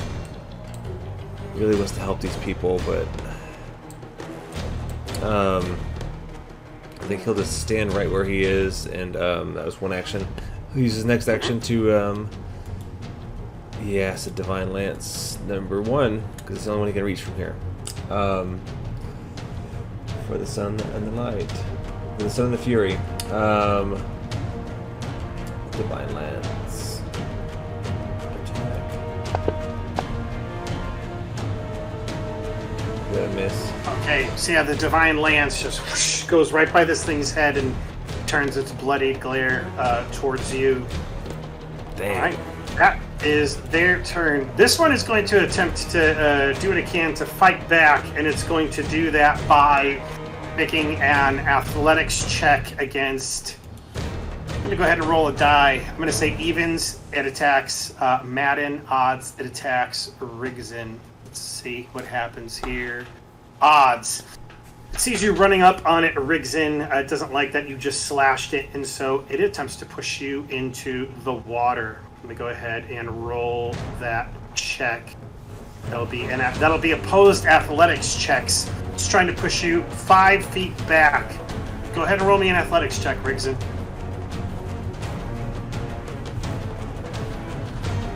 Oh. That is a 20 versus a 9, and that is a natural 1, and that's a crit, technically a crit success. This thing just like, you just slash it, and before you can like recover from your swing, it just pushes you 5 feet back, and you fall 10 feet into the water, Rigzin. Oh dear. Okay, that is its first action. Its second action is going to be to attempt to do the same to Maden. Maden, go ahead and make me an athletics check. This is going to be at a -5 for this guy. That's still a pretty good roll. Okay, I rolled a total of a 19 against your 14. It pushes you 5 feet back into the water as you two fall into the water below. You guys hear 2 more splashes, and this time it is your friends. You can't help but notice the clouds of bloody water in the to your south. All right, that is, let's see, that 5 feet. This guy then is going to move up here to this one, and it is our next turn. This is scout number 2. All right, it is going to go ahead and continue to go up here. 5, 10, 15, 20, 25. It sees Milo. And Milo, it sees you, and it's going to do the same thing that it did, that its buddies did, as it attempts to push you into the water. What kind of save is that? Or It's just athletics versus athletics Ah. to see if you're able to Nice. resist. good save for me. I did roll a 3. Aha! Okay, yeah, so this guy comes and you like essentially like plant your feet and ready yourself, and you are like a mountain that cannot be moved as you are standing precariously on this edge with your friends in the water below. Maden, you are up. Alrighty then. He is going to, because what is that? 10 feet above him is that platform, or is that even higher? Like I'm And confused the how platform is 10 feet above you. these- Okay, because I'm confused how these nets work with the. I figure some will be higher and lower. Sure. He's gonna swim to the other side by Rigson. If there's gonna be a shark, we're gonna eat him together, I guess. Eat him. Okay. All right. Yeah. So, are you going to spend? It's not going to take you too much. Go ahead and roll athletics just to make certain that you can swim and that you're not having too difficult of a time. Yeah, you're solid. You're treading water pretty well as you are standing or swimming side by side with Rigzin. That only took you 1 action. Is there anything else you'd like to do? He's gonna look at Rigson. I'll cover you while you climb up, and then he's gonna hold his I don't know what it's like in here, but he's gonna hold his turn for the shark to come in within range. Okay, so you're going to essentially hold an action, and when it arrives, try and slice it. Yep, and then my third action will be to go into rage. Okay, sounds good. All right. At that moment, up from the cloud of blood surfaces one of the sharks that you had seen disappear. Jeez. It sees 2 new people that have fallen into the water, and indeed, makes a beeline on them. It comes up to Rigzin first. So one action to surface, second action to swim, third action to attack Rigzin. All right, Rigzin, this will be against you. Here we go. It's 21. That is a hit as this thing comes up with its jaws and tries to bite you. 10 points of damage. Rigzin, it also, you are grabbed. It says automatically grabs. I'm going to go ahead and read up more on that, but I can't do anything else, at least at this moment. It is the scout's turn. Oh, that one's already dead. Never mind. Rigzin, you are up. Okay, so what does grab mean? Can I still attack, or Yes. do I need to do something? Yeah, you should be able to still attack. I think it might be just like at a -2 or something. But if you'd like to just go ahead and attack, go ahead. Oh, you can also try and make an escape artist attempt to try and get away, and that is a DC 20. Okay, no, that's fine. It's just attack. Okay. So the benefit of this thing grabbing you is that its AC also goes down. I don't know how much. I'm gonna have to look that up, but that should be yeah. It's grabbing you, so go ahead and do your damage towards it.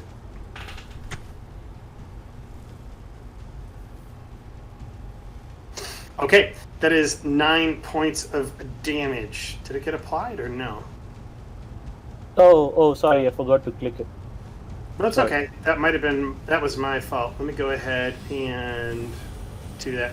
All right, so as you actually slice it, go ahead and roll me. Actually, I'm going to roll a fortitude save. I'm going to set a flat save to see if it kind of if essentially lets go from you striking it.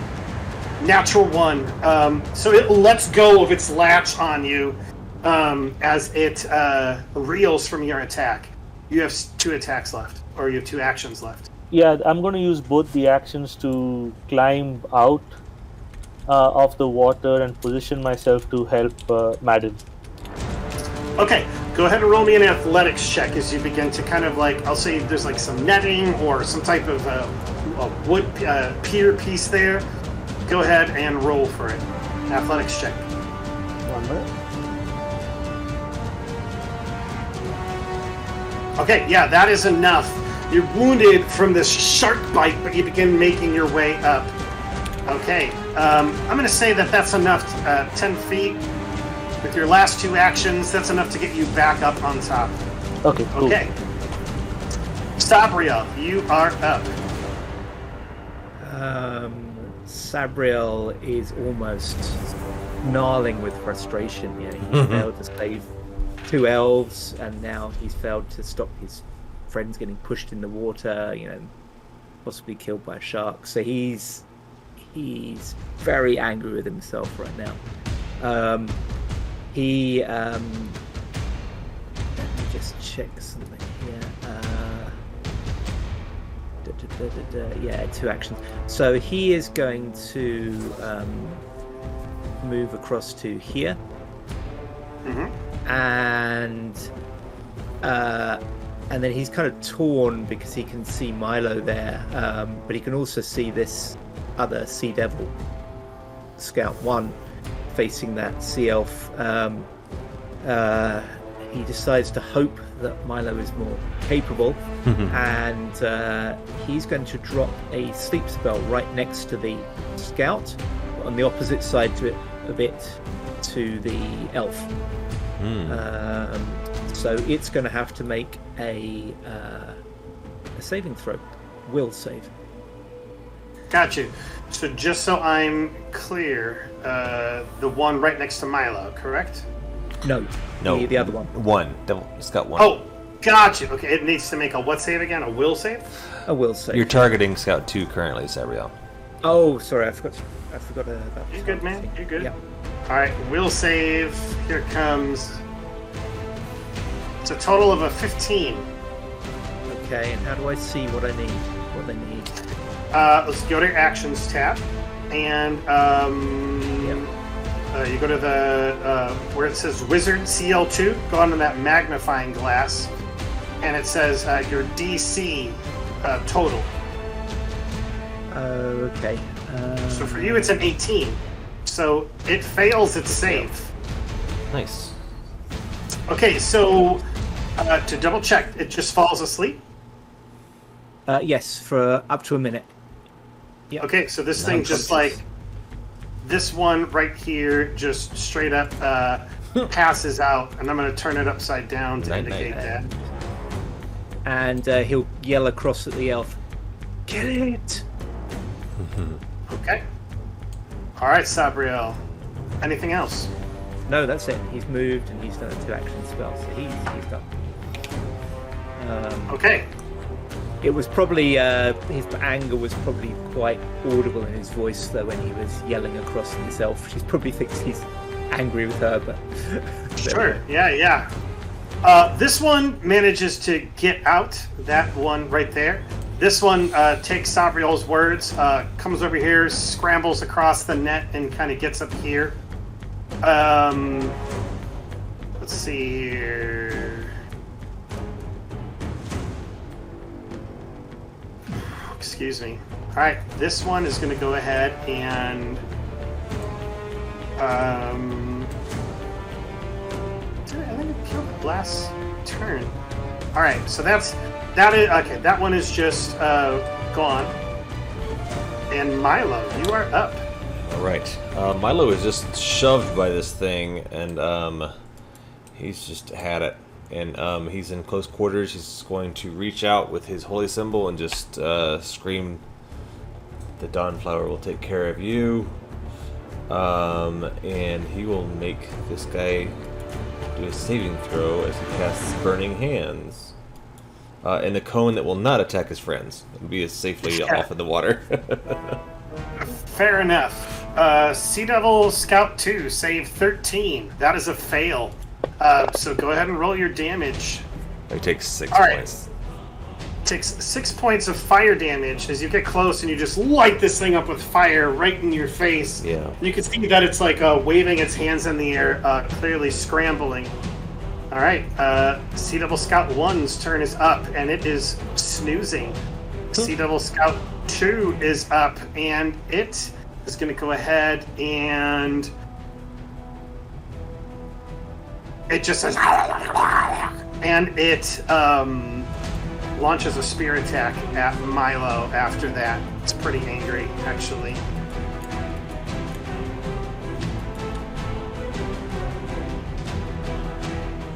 Okay, that is going to be an 18, which will hit Milo for 10 points of damage. Okay. That is its first action. Its second action is going to be to spear you again at a -5 to hit. So it pulls back its spear, launches you again, 19 to hit for more damage, Milo. It's going to be 3 points of damage. Dang. And I forgot to apply this earlier, but it happens now. You also take 1d4 bleed. You'll take 1 point of bleed damage on your round. Milo is hurt. As you begin bleeding out. And then you can hear it say something, like in a whisper. It manages only a couple of words in common as it says, "I've jumped the waters." And then it attempts to push you in. This is going to be at a -10, so Milo, I need you to roll me an athletics check. Yeah.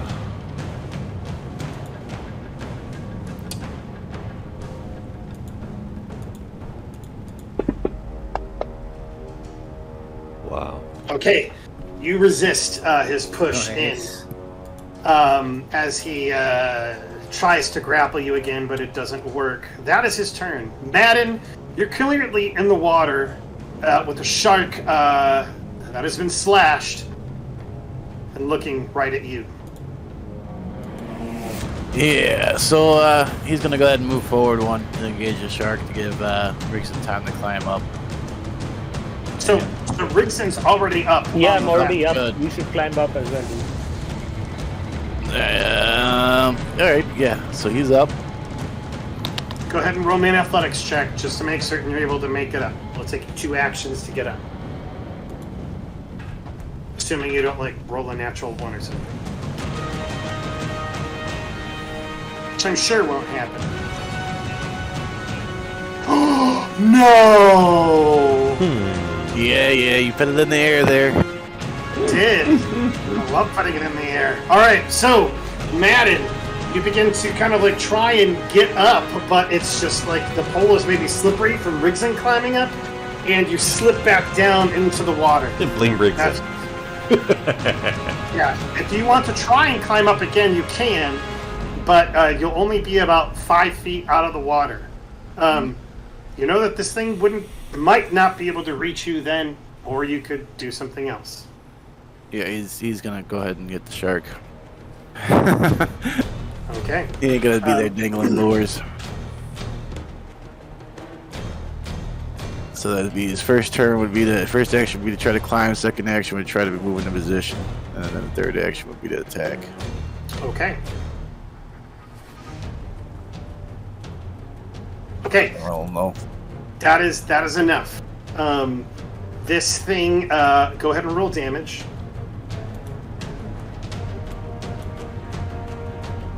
Okay, takes 13 points of damage.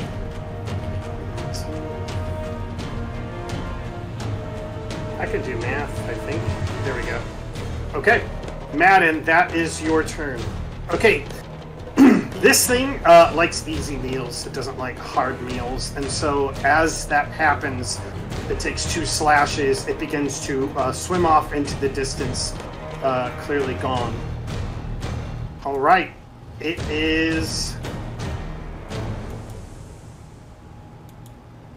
Okay. It is... Rigson's turn. Is it Rigson's turn? Yeah. The Sea Scout 3 is dead. Oh!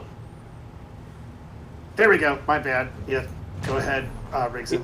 Yeah, Rigson seeing what Maden's doing in the water, and then from the corner of his eye, he sees that Milo's being attacked by the sea devil, so he moves up and attacks twice. Okay. Now, really quick, if you go here, you'll get flanking, which will give you a +2. Oh yeah, perfect, yeah.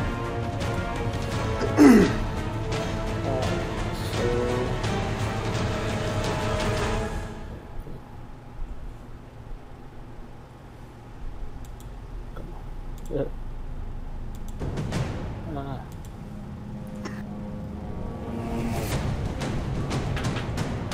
16.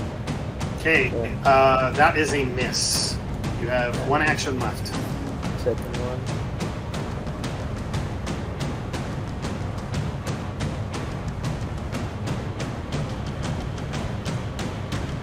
That is also a miss. That's it. Okay. Sabriel, you are up. Okay, Sabriel's running low on spells, but he does still have a force bolt left, which is only 1 action. So, am I able to cast 2 spells if one's 2 actions and one's 1? Yes. Okay, so first of all, I'll do a force bolt against Sea Devil Scout 2. All right. So let's do that. Okay, that hits for 5 points. Oh wait, do you need to roll to attack with the force bolt, or does it hit automatically? It's a magic missile, basically. Yeah. Okay, sweet. Nice. So yeah, this thing hits it, and it does not look like it's in good shape. Excellent. And then I am going to try a Ray of Frost. So let's try an attack roll. Oh, not great. Okay, yeah, it sees you out of the corner of its eye, and even though it's grievously bleeding, it gets out of the way just in time. I have sufficiently taken care of the NPCs, so we will avoid that. All right. Brine Shark 1 surfaces. It then makes a beeline towards Maden, and with that attempts to bite Maden. Okay, Maden, that is going to be a 30 to hit. That is a critical Oh my hit. gosh. Okay. It's a big bite. Maden, that is going to be 21 points of damage as this thing finds like chink in your armor, like we'll say it's like your leg, just like buries its teeth in, and it's probably one of the most painful things you've ever felt in your life. You know this thing has grabbed you and it's not going to let go, and you know that it plans on bringing you down under the water. Okay. It is Milo's turn. Alright. I feel like this is his last chance. Milo is really bleeding heavy. He's going to just grab that Divine Lance, and it's going to be more of a stabbing action than a throwing action at this point. Sure. As he targets the enemy. Can you guidance yourself? That's a great question. Let's look. Guidance. Targets one creature. It doesn't say not self. Could give you a +1 to hit. It's within your action economy. You know, I'll take it. I won't guidance him. I'll guidance myself. Just praying for guidance, as the spell is called. And then I'm going to throw that Divine Lance best I can. Just try to stab right into this thing. We're flanking. Oh, why did I roll 2? I don't know why you rolled 2. but Oh, I'm gonna maybe take because the I was still first- targeting myself. Yeah, that's why. Got you. Yeah. Okay, that is a 28, so that is a critical. Wow. Okay. And so, I hit Milo, myself too. Milo, describe to me your kill. Wow. Again, just with all the might, this glows bright gold as it just goes right into this demon, and it just kind of disintegrates, I imagine. So the waters are chummed indeed. Let's just gonna toss his nice. body off to the side. Excellent, excellent. Okay, so yeah, first action, this thing definitely goes down, and second, you just like stab it through, and then kick its body off, and you see the cloud of blood. You know that these guys are mostly taken care of, but your friend is definitely in Yeah, danger. I would love the shark to be distracted by one more dead body in the water. Sure.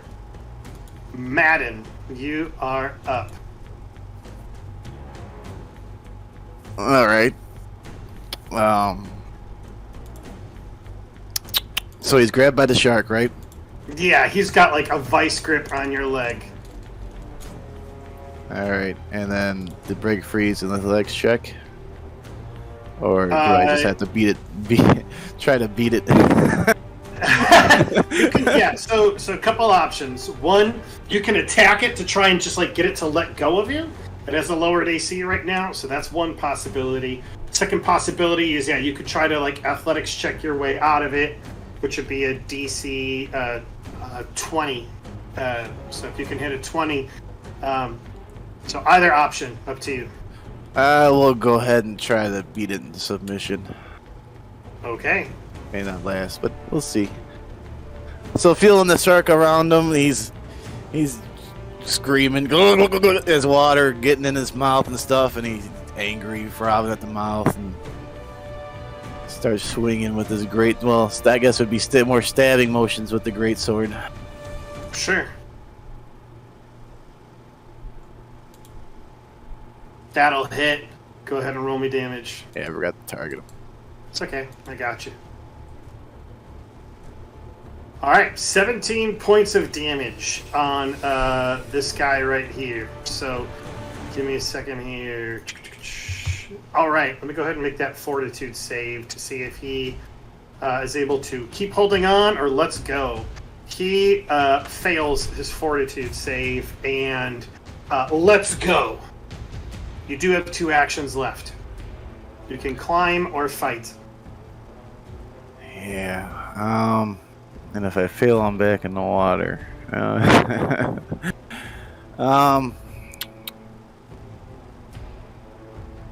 he's almost at the. Let's see. He's gonna. I guess he'll try to climb up, feeling the thing let go. He doesn't want to get bit again. Sure. All right, go ahead. Yeah, you have a brief moment you see where it lets go, and roll me an athletics check as you attempt to climb back up.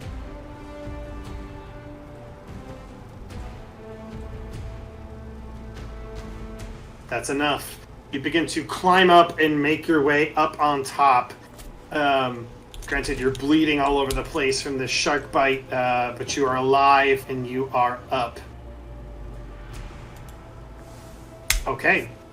Maden, that is your turn. Okay, so at this point in time, we can break out of combat. Now, just one thing. Sleep didn't kill that one. It is still alive. It's just sleeping for another 50 or so seconds. And easy to kill. So, we're not in initiative, but we're still kind of time sensitive. What do you guys do? Immediate actions. Yeah, Sabriel's running across to cut the throat of Sea Devil Scout 1. Okay. All right. So that you run through there, and you have a dagger. Just go ahead and roll me damage. Yeah, he's got a sword actually. Sure. Bring out your biggest weapon. Yeah. So long sword. Let me have a look here. No, that's not the. Sorry, I haven't done a weapon attack before. I'm on the combat tab. I can see longsword, but I can't. Actions. Oh, actions. Sorry. Right. Got it. 1d8 slashing. There we go. I don't know why it ignored 5. That says excess, right? Did you accidentally attack your? What's going on here? Yeah, no. Okay. Yeah, that's enough. It's unconscious. It's because it was done Sea Devil Scout 2. Maybe because it's not his turn? Yeah, oh, yeah, that too. Oh, got it. I've got to change targets again. Sorry. Okay. So actually, let me double check this thing really quick. So that's 1, right? So where are you? 1. There it is. Okay, so you stab it, and with it being unconscious, that does a little bit of additional damage. And so like this thing, its eyes open when you slash it across its neck, and it as it dies and bleeds out right there in front of you. It seems like everything has subsided for a moment as people are trying to take care of one another and making certain everybody's fine. The rest of the Sea Devil Scouts that were kind of on the periphery have like jumped into the water, and they have swam off, as with any sharks as well. They begin to swim off as well. After a couple of moments, you can just hear loud sobbing as 2 bodies like float up to the top. 2 elf bodies like float up to the top, just terribly injured and having bled out. And all of you have a moment where you are also just in the middle of this rain. The blood is pouring out onto the pier that you're standing on. Sabriel puts his head in his hands. This is once again he's failed to save people. You know, he doesn't look behind him at the 3 he has saved. He's looking down in the water at the 2 he didn't, and he just feels like a complete failure all over again. And he turns distraught to the sea elves behind him and says, "I'm so sorry. I've failed you." And then he just starts to walk away. Sure. And like they, even though they're crying, like they kind of like reach out their hand towards you in a grateful manner, trying to convey their thanks. But maybe it just falls on deaf ears. Yeah. He probably doesn't even see. He's got his head down, and he'll put his hood up over his head as well, and just has his head down, and just starts walking towards shore. Sure. I'm not sure if it would work, but Milo would attempt to stabilize what carcasses remained. Are they just like in pieces? Yeah, I mean, like they're long gone. They're dead. They're dead. Yeah, like it's clear, like their eyes are open. Milo would be really torn up about that too. Yeah, but he couldn't save them. Yeah, he would have no words, but yeah, I think he would cry openly at the fact that he couldn't save these villagers. Rigzin will walk back to where Maden is, and Rigzin will use his sword to stabilize Rigzin as he kind of bends to one knee to kind of help Maden up the pier. That was a brutal fight, my friend. Yes, it was. You're okay. And he kind of wincing. We couldn't save those few elven women. These sea devils are definitely beasts. Yes. Perhaps we weren't brutal enough. Yes. That is a valid thought to have. And Rigzin turns to Milo to offer any assistance. Come, let's head back.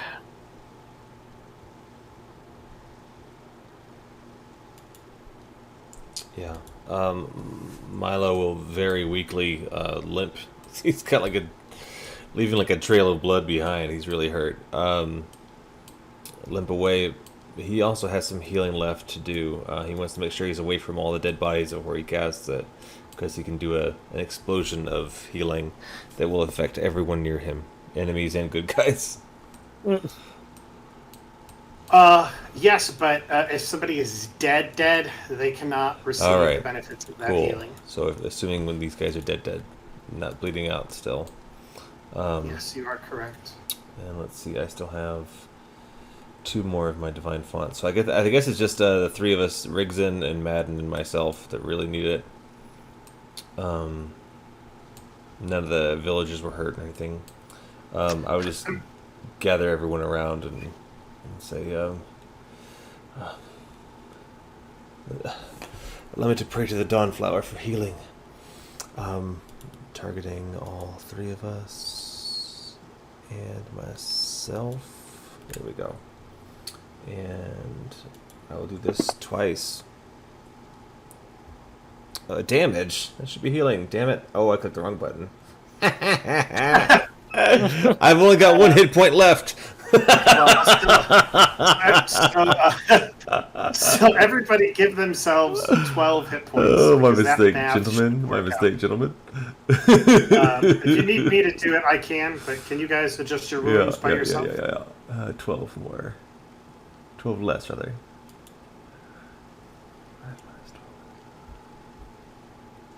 Change that. Like your wounds at the top of your actions tab, where it says WND is your wounds. Just do the math yourself. Whatever you have minus 12, and retype it. And if you can't adjust it for any reason, give me a heads up so I can adjust it for you. Oh, Maden's got I it. can't adjust it on the Maden's kind of got it. What is going on? Okay, before you see his slashes, return and come back. Return and come back. It's like a phantom is attacking. Okay, this time I think I might try to heal us instead of hurting us. Hold on, let me help out Rigzin really quick. I got you, buddy. You'll be at 4 wounds. Okay.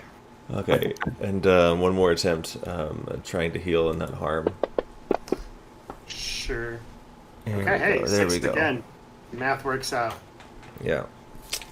Okay, so we're a little less bloody. Break this back up. I'm so lost. So 15 for the first one plus 6, right? 12 for the first 12 for the No, first. there was no modifiers, so So 21 plus 6 was 27, right? overall but- you should have gained 12 total, but I took 6 away. Dude. So yeah, this is one of my least favorite things about this is one of my least favorite Fantasy things Grounds. about Fantasy Grounds. Yeah, so the wounds is how much damage, like how much cumulative damage you've taken, and then your HP will reflect that. So so Maden, you are at 6 wounds. You should have a total of 30 HP. There you go. You're Perfect. All right. Good. You're good. Good math. All right, so you guys heal one another, and as that happens, the shopkeep comes running out and just shaking his head, and he said, "Thank you for defending Acisazi. I know that we can count on you. Here," and it gives you a piece of paper, Rigson, and he says, "Here are the coordinates. It's about 2 days of a journey west of here. I would meet up with these people in cloaks with imps, and they would give me things to sell. They would pay me to sell them on their behalf. They said they didn't care. They just wanted the word of Asmodeus spread. So there. Go. You've more than earned this information." Thank you. We will rest up in the inn for a short while, recover, and then we will head out on the morn and find these cultists. He nods. And then he looks back at you and just says, I shouldn't have even taken it. And then he No. Each one of us has a part to play in all of this. Some good may come of it, for if you have taken it, you can now show us where they are. Else they might have found somebody else who was not of a good heart such as yours.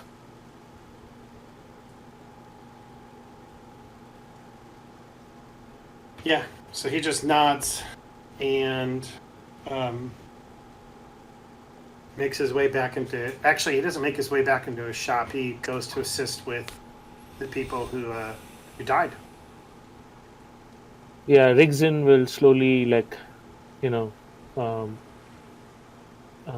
start making his way back to the inn. If Milo or Maden need any help, he would assist them. Otherwise, he would say, the shopkeep has given us directions to find the cult. I suggest we rest up, gather our strength and heal for the night. And tomorrow, when we are better, we shall make our way into the mountains. Yes, that's a wonderful idea. And maybe when we're done with them, we'll fly one of the sea devils lair and kill some sea devils. That would be something. We should free this town from the tyranny of both of them. So y'all make your way back to the inn, and the kind of air of mirth that was in the town has since disappeared. It's not every day that it's a small town that somebody dies, and generally the connections in a small town like this are deep. And so it's definitely a solemnness that you can feel all around you in the tavern, so on and so forth. In the evening, the mayor comes to you all specifically as you are resting up, taking care of yourselves, and perhaps you're all sitting in the kind of like the restaurant area where there's seating, and eating your dinner, and he pulls up a chair to sit next to you. Oh, go ahead. I was going to say, actually, Sabriel isn't there. They'll have heard he's he's gone kind of to the edge of town, and he said he wanted to be by himself, and he'll be back later. But he's gone off to mope. Sure. Anybody else? Anything else you are doing or want to do before this? I think Milo is he's just really distraught. I think I stay with the party, but I'm kind of a Walking Dead sort of situation where I have nothing to say. My eyes are just, I'm still covered in blood, although I'm mostly healed. But just can't believe I'm responsible for the death, because I was supposed to be the hero, and I don't know how much of this I share with anybody, but this is what Milo is experiencing internally.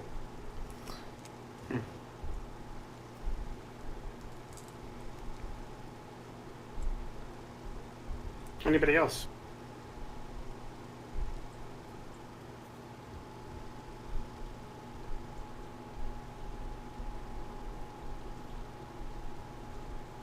Okay. Milo, Maden, and Rigzit are sitting in the tavern area of the inn as the mayor comes by to pulls up a chair, looks at all of you, and I thought there were 4 of you. What happened to your friend? He is spending some time alone, reflecting on the day's happenings. He nods at you and grunts as he says that. It is unfortunate, but the sea devils have been a thorn in our side before. Not only that, but they have taken some from us before. I'm grateful that you all were here when you were to help us. It's they would have taken more. And he nods at all of you. In fact, in the past, they have taken more. There's a reason our town is so small, and there's a reason that so many were kind of, looks like he's looking for words. So many of us were nervous when there was talk of sea devils. But rest assured, and he makes certain to catch all of your eyes in turn, you saved people today. And for that, we are eternally grateful. He nods as he says that. We thank you, Mayor, for these kind words. It was a surprise attack indeed, and everyone did what we all could. Sometimes these things happen and we lose people who are innocent at the hands of the evil. And, But we should not give up hope. We should find within us what is necessary to overcome this. And when the next day dawns, get up and continue the fight. Milo has kept his, again, just face down, nostrils flaring, just trying to hold back all the emotions that he's feeling, when he would eventually just kind of let it all out and look at the mayor and say, and ask, why? Why are the devils attacking your town? You're the mayor. You should keep your own people safe. You know why these devils are here. There's been a pact. There's been some kind of agreements with the devils. They are here for a reason. And you know why. Yeah, he takes a kind of a long breath as you say that and just kind of looks at you and he shakes his head. My son, there's only so much we can do as a small town. We do what we can with what we can. I would love to absolutely lose no lives. For those families that are grieving to not be grieving, but the unfortunate truth is that death is a reality. And he looks specifically at you, Milo. And while I would love to have rescued all of them, to have been there for those souls that died, we did as much as we could.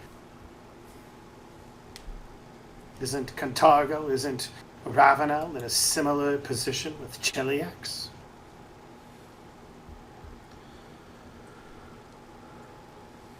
Kind of shrugs as he says that. Takes a deep breath and looks outside at the rain through one of the windows, just sitting there, kind of like thrumming the desk or thrumming the table that is between all of you. Again, Milo's is very skeptical about this mayor. I'd like to do the sense motive equivalent of a perception check of him, because this is his town. He's got to know who's dirty. Yeah. If I may roll a perception check of him. Yeah, go for it. Oh, wow. Yeah.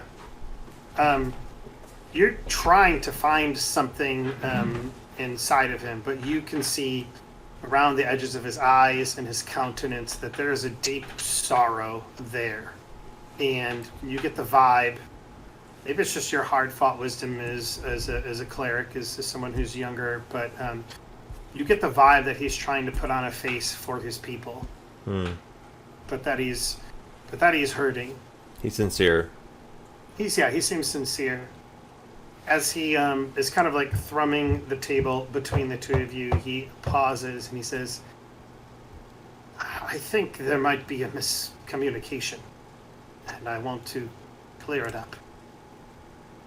The sea devils are not actual devils. That is their colloquial name. They're not from hell. They're monsters from the ocean, from the abyss. They've long plagued us, raiding us when they can. But trust me, and he takes a big sigh, a big knowing sigh in his breath. Those were not actual devils. If those were actual devils, I dare say Acisazi would have been razed to the ground at this point. And looks at you with kind of a knowing glare. Yeah. Takes a sigh and says, thank you.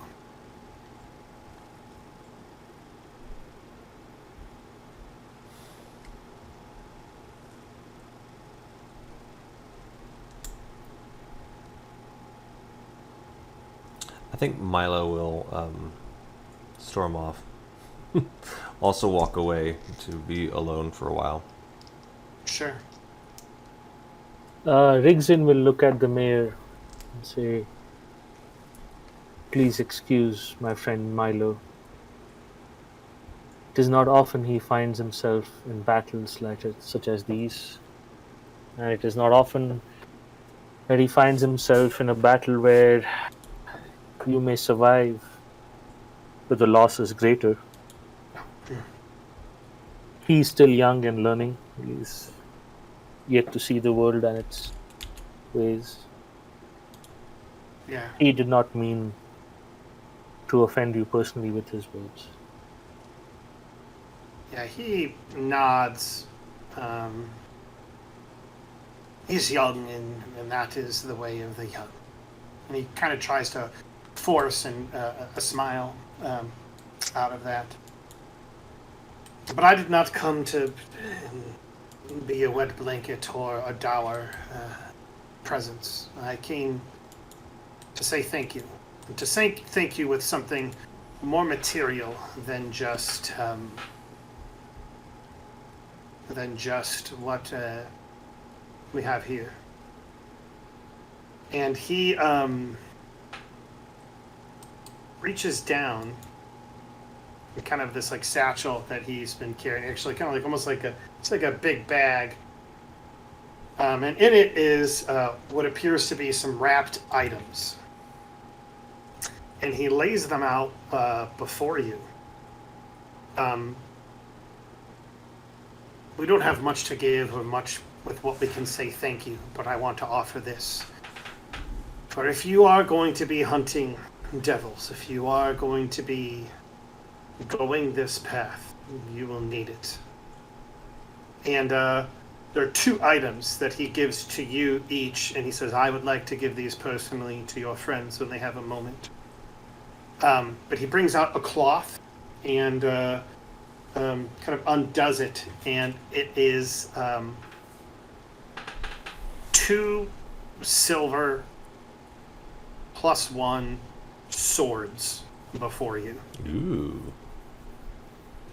One is a long sword, and one is a great sword.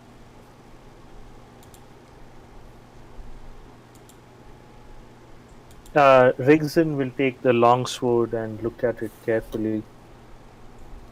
This is a fine sword, Mayor.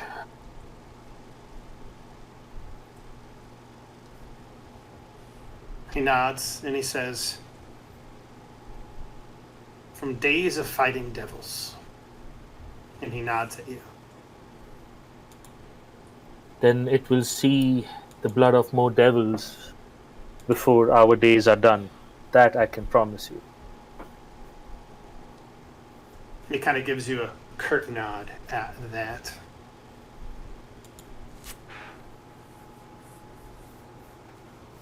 And Rigzin takes the long sword, looks at it carefully, and bows to the mayor and makes his way back into the room where he would take his present sword and wrap it and put it in his traveling bag. Sure. And sheath the new sword.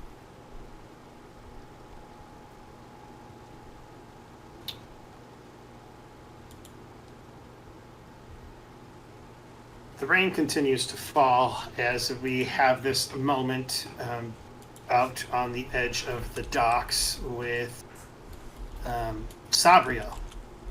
And he slowly, and he is just looking out over the water, presumably. Yeah. You hear a walking from the back, and it's the same mayor that was talking to your friends just a moment ago. Seems to have tracked you down kind of in the evening. And he sits down on the pier next to you, just quiet, looking out at the water with you.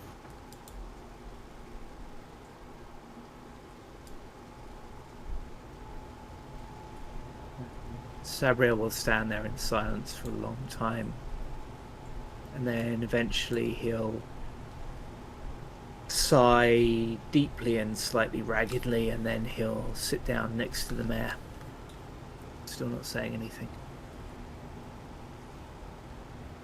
Yeah. And he continues to just be quiet. As he eventually, after maybe like 10 minutes, he starts talking. Some first words that are really uttered between the two of you.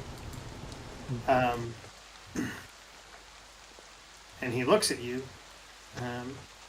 trying to muster up warmth in his eyes, and says, "Thank you."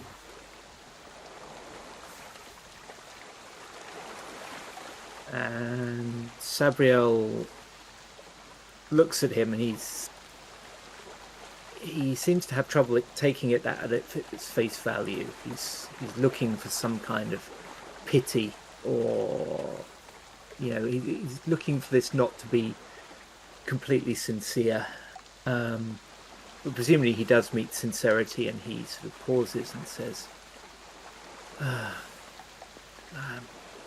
well, we tried at least. We saved what we could. But You did. And I need you to know we are grateful. And he does not look away from you as he says that.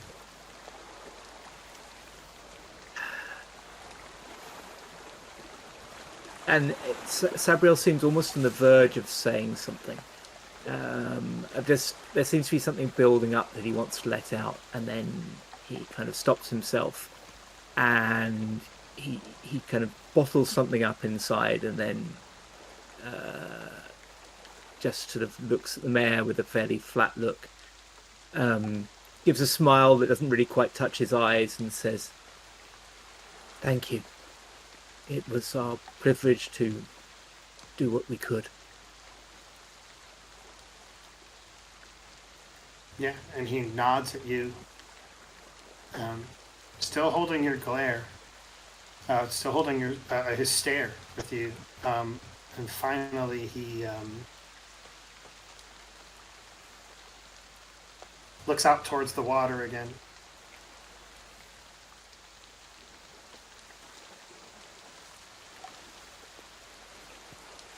I want to give you something as thanks.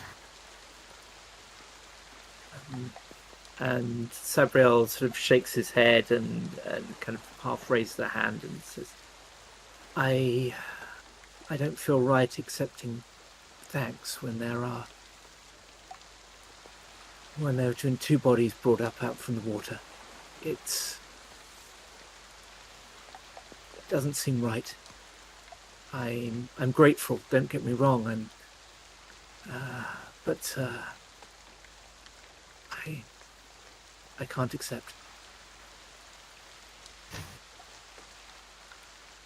He looks out at the water, kind of like chewing on words, until he looks back at you.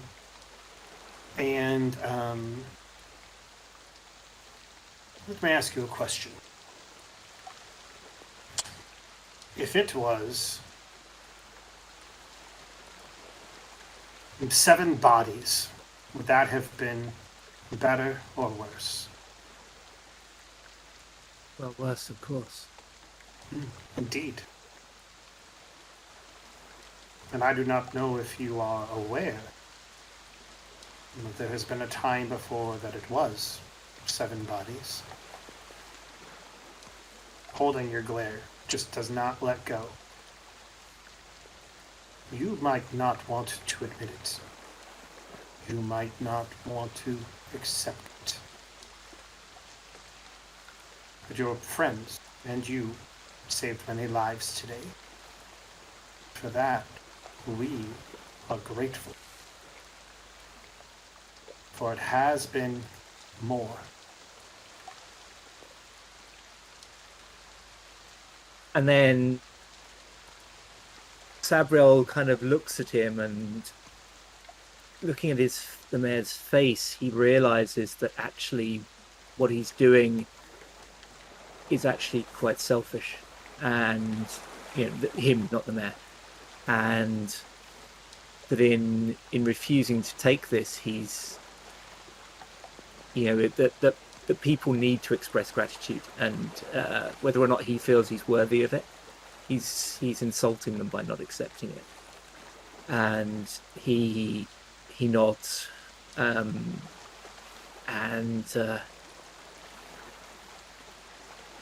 it's still there's still pain in his eyes and anger at himself, but he nods and says to the mayor, says, "In that case, I will accept with gratitude and the knowledge that I did something. But while there's one body, it's never enough. But I will gratefully accept your thanks for the 5 we did save. Thank you. And so, yeah, he pulls out this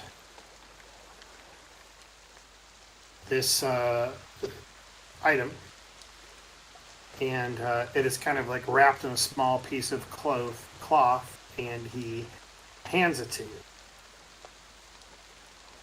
Sabriel will take it and thank him and unwrap it. And so as you open it up, there's actually 2 items. The first is actually a brooch of a silver raven. And as you kind of like gaze at it, you realize that it actually is emanating a slight bit of magic. And so you kind of like focus on it and kind of like affix it to your collar, and it is a brooch of shielding. Ooh, nice. Perhaps you've heard about this item before, but it specifically absorbs magic missiles directed at you. Ooh, very And nice. this one in particular absorbs 30. Wow, nice. Next thing he gives you is an Aeon stone. Actually, I should be dropping this in you guys' inventory party sheet. My apologies. We go ahead and start doing that. The weapons, I'll have to manually adjust those afterwards. So give me a second.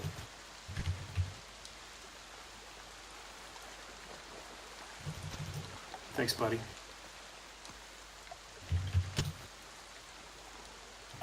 And then the other one is a small Aeon stone, which you've heard of before. These are stones from ancient Aslan, which is kind of like a civilization that existed thousands of years ago, and then just kind of like mysteriously disappeared overnight.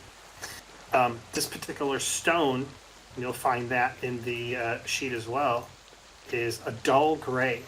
And essentially, when you equip it, it is constantly floating around your head, and it continually gives the benefit of the spell Continual Flame, essentially acting as a torch that is always on whenever you want it to be,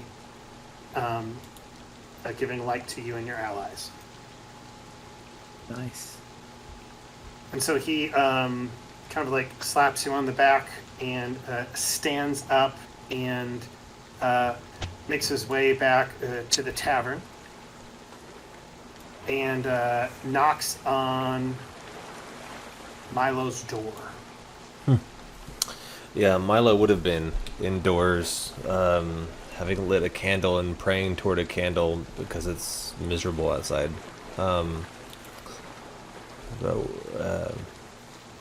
Yeah, he would have been just beseeching his god about why she couldn't help him to save more people. But with the knock at the door, he'll get up and answer it. Okay. Yes. I'm No, sorry. you do not. I'm sorry. I stormed off. You're a good man, and I apologize for being short with you. He puts up his hand as if to say, "No worries." Passion of youth, and he smiles at you. And I wanted to say thank you, and I know that you would rather not hear it, but you helped today, and for that we are grateful.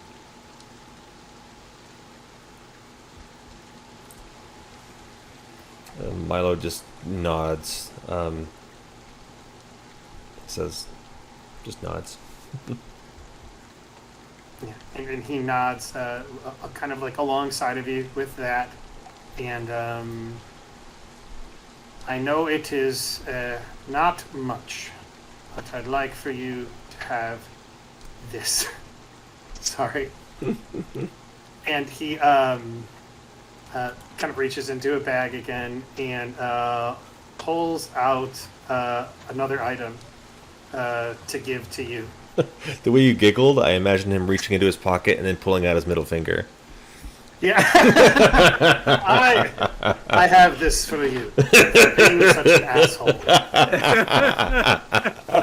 Yeah. It's like, I had something to give you, but you're now the second miserable bastard I dealt with, and I just can't do it anymore. Yeah. It's funny. I'm keeping are this magic item. You are a dick, and I don't want to have anything to do with you. So he actually he reaches into his bag and pulls out an item specifically for you. He says, "I know that your friend can take care of this, but maybe it will be helpful for you as well." And it's like, this is going to be weird, but trust me. And he pulls it out, and it's a cloth, and he opens it, and you see a mummified elf hand in front of you. Wow. And it's gnarled fingers locked in a particular pattern. And It's a middle finger. Sorry. I want you to remember how I always feel about it. Sorry, I'm getting tired. It's getting late. I apologize. No, you're fine. And so he essentially brings out this item, and you sense magic coming from it, and it is what is known as a Hand of the Mage. And I'll go ahead and put it in the inventory sheet for you to take a look at more thoroughly. But essentially, it allows you to be able to cast Mage Hand, which is not in your sheet. So it's essentially a free cantrip. Wow. Remember, Mage Hand is a middle finger always. That's right. Yes. Always a middle finger. Always a middle. Cool. That's awesome. Yeah, that's a great. That's a great as a yeah. That's a spell I can't cast normally. Yeah, and so he takes his hand, puts it on your shoulder. Thank you. I know you don't want to hear it, but you did good work today. I know you wish you could do more. And he looks at you and says, "You will always wish you could do more. And there will be times where you can't, and where you can only do so much." And he nods at you and makes his way. But before he does, he says, "You're a man of faith, and we can use your assistance with some funerals, if that would be all right." Of course. Absolutely. And so with that said, kind of on the edge of town, you see these two boats, and with the elves that are kind of like Viking style, wrapped up inside of them, taken care of. And some of you may be gathered there, some of you might not, but the mayor looks at all of you and says, "Thank you. These were members of our town, and though we are sad to see them leave, to return to the waters, their true home, to meet with Pharasma, and to be judged, to go on to feats better unknown, and to splendor and glory and peace that we cannot fathom." Presumably, Milo, you're there standing by his side, you're performing rites and the like. Mm-hmm. Though we've lost 2 citizens today, he looks at all 4 of you. I'd like to think we gained 4 more as well. And all of them look at you and Rigzin would give a short bow to everyone.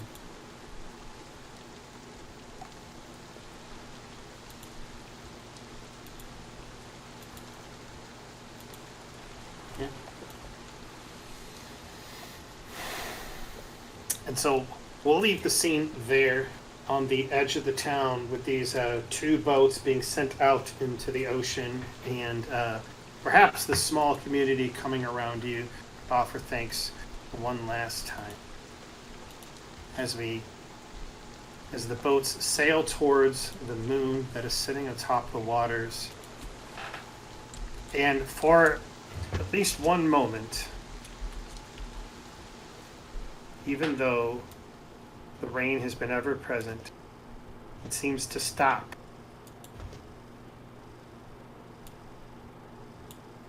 You could feel dryness returning to your skin outside the first time in a long time.